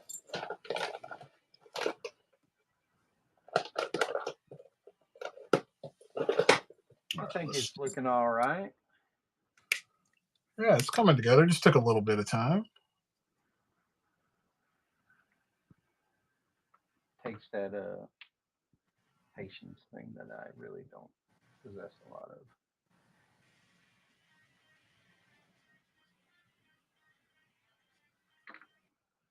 All right, so that's good. I'm gonna put that underneath that guy. I gotta I gotta work on. So I'm doing the T-shirt designs for my for those for the Spider-Men. I'm gonna put them on a T-shirt in panels like they're in a comic book, Hmm. and I'm gonna make a shirt out of that. That's gonna be cool.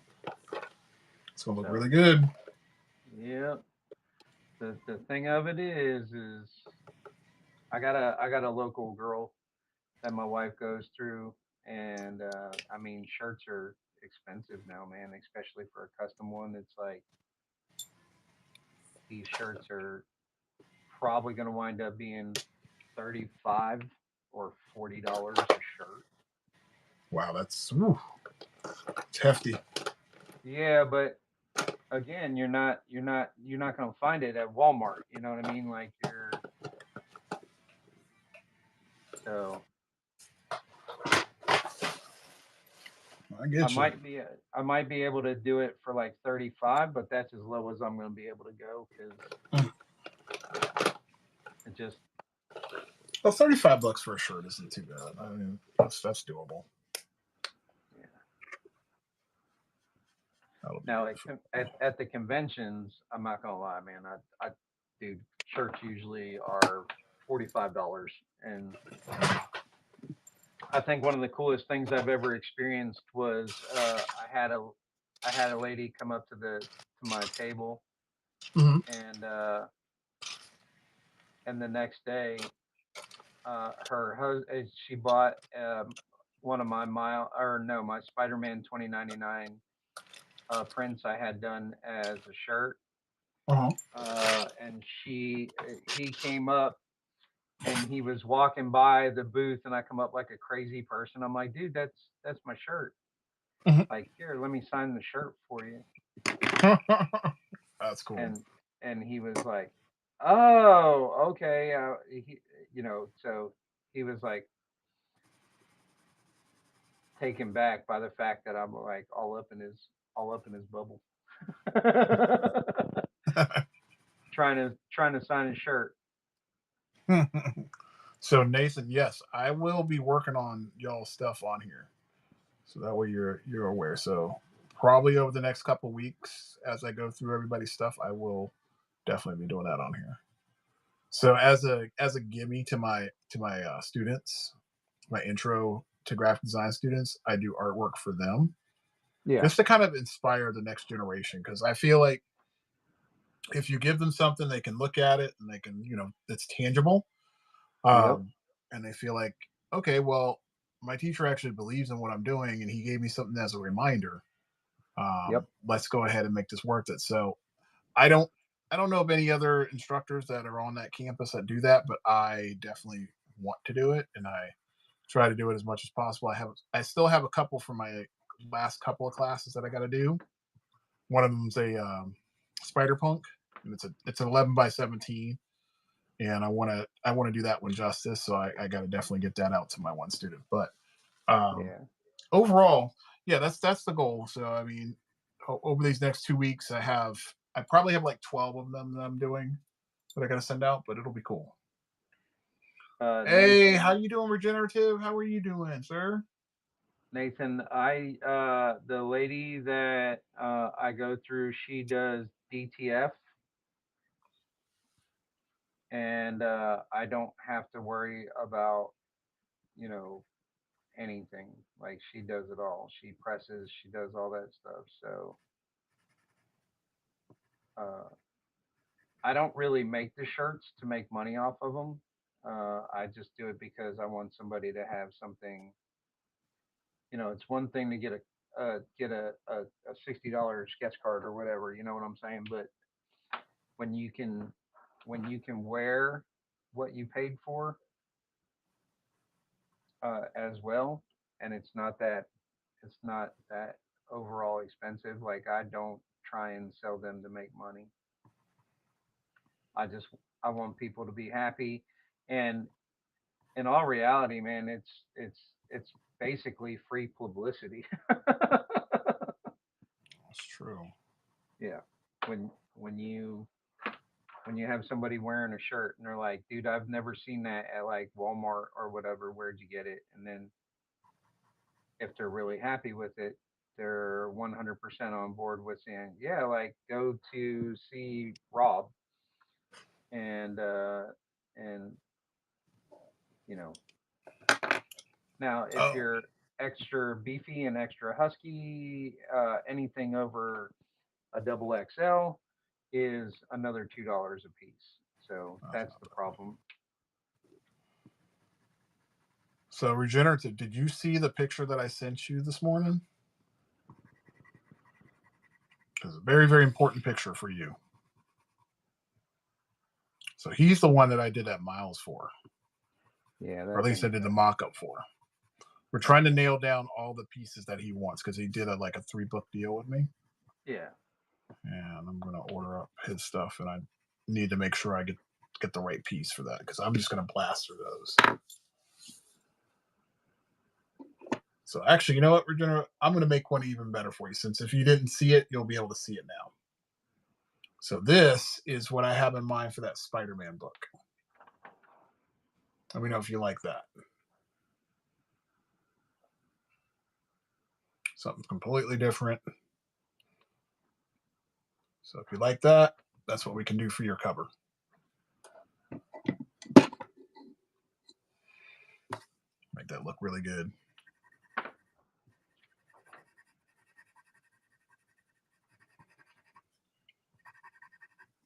Oh, I gotta have the flames coming out of that. Ooh, that'll be cool. Where? Coming out this pipe. Uh-huh. Oh, you even put the X on the motorcycle? Hell yeah. Yeah, I had to put it on the I bottom of got his it. foot. I seen it. Don't think that you're being sly. So all these little tricks you gotta put in there. See, people are not gonna get half quality work from me. That's just not gonna work. That's not gonna happen. You get it every bit. Yeah, that's what we were saying earlier. Why do this if you're not going to give your 100% best? Yeah, I think I'm going to say it the best way I can. So there's a wrestler that I'm following now. His name's Jacob Fatu. He's got this anthem. It goes, "All gas, no brakes," and I'm like, that is Hell great. yeah. That's how I drive right there. All gas, no brakes. That is perfect. Like that is. I think that's awesome. Like, I don't even really like wrestling, but I might have to follow him just because of that comment. That is perfect. All gas, no brakes, and I'm like, that. Got to go hard. So that makes perfect sense. Yeah, if you don't go hard, why go at all? All right, I think I'm gonna have to stop because if I keep going, I'm not gonna make it to work. All right, what's up, Art by Ricky? All right, so we're gonna go ahead and call it. Rob, if you want to do another one next week, I'm good. I know I'll be back Tuesday, Thursday. Yeah, Tuesday, Thursday for sure. I might do Friday. Might do Monday too. So if you're down, we can definitely do another one for sure. Oh, brother, I'm always down, man. It's always a good time hanging out with you. Yes, absolutely. Shatterstar looks dope. So anybody that wants to get that cover, you might want to go and get it now. Before Marcus sees that. Go ahead and get it now, please. Please, please, please pick that up because it's gonna be good stuff. And again, if anybody wants to go and get any of my stuff, your incentive for that is that you're gonna get a free sketch card to go with it. I'm gonna hook you up, make it look really good. And we need to do an art trade, Marcus. I'm down. I'm down. So, definitely down for that. Yeah. However, I feel like I don't feel like a Youngblood cover is ever going to be in my future again. So this is going to be the only one, guys. So yeah, we'll talk about it, man. I have so many cool things that I want to get, but I know that any of them you'll do justice to. So I will smash any piece of artwork that anybody wants me to do. I'm going to give it everything I got. So yeah, if you want something, yeah, I'll hook it up. We'll definitely have to come up with that trade for sure. Yeah, I'm down. I am definitely down to do that. Cool. All right. Well, Rob, it's been a pleasure, my friend. All right, brother. You. All right. I will catch you on the next one. I'm going to send you guys on over to Kay. Have a good one. Go inspire the next generation, brother. You do the same. All right.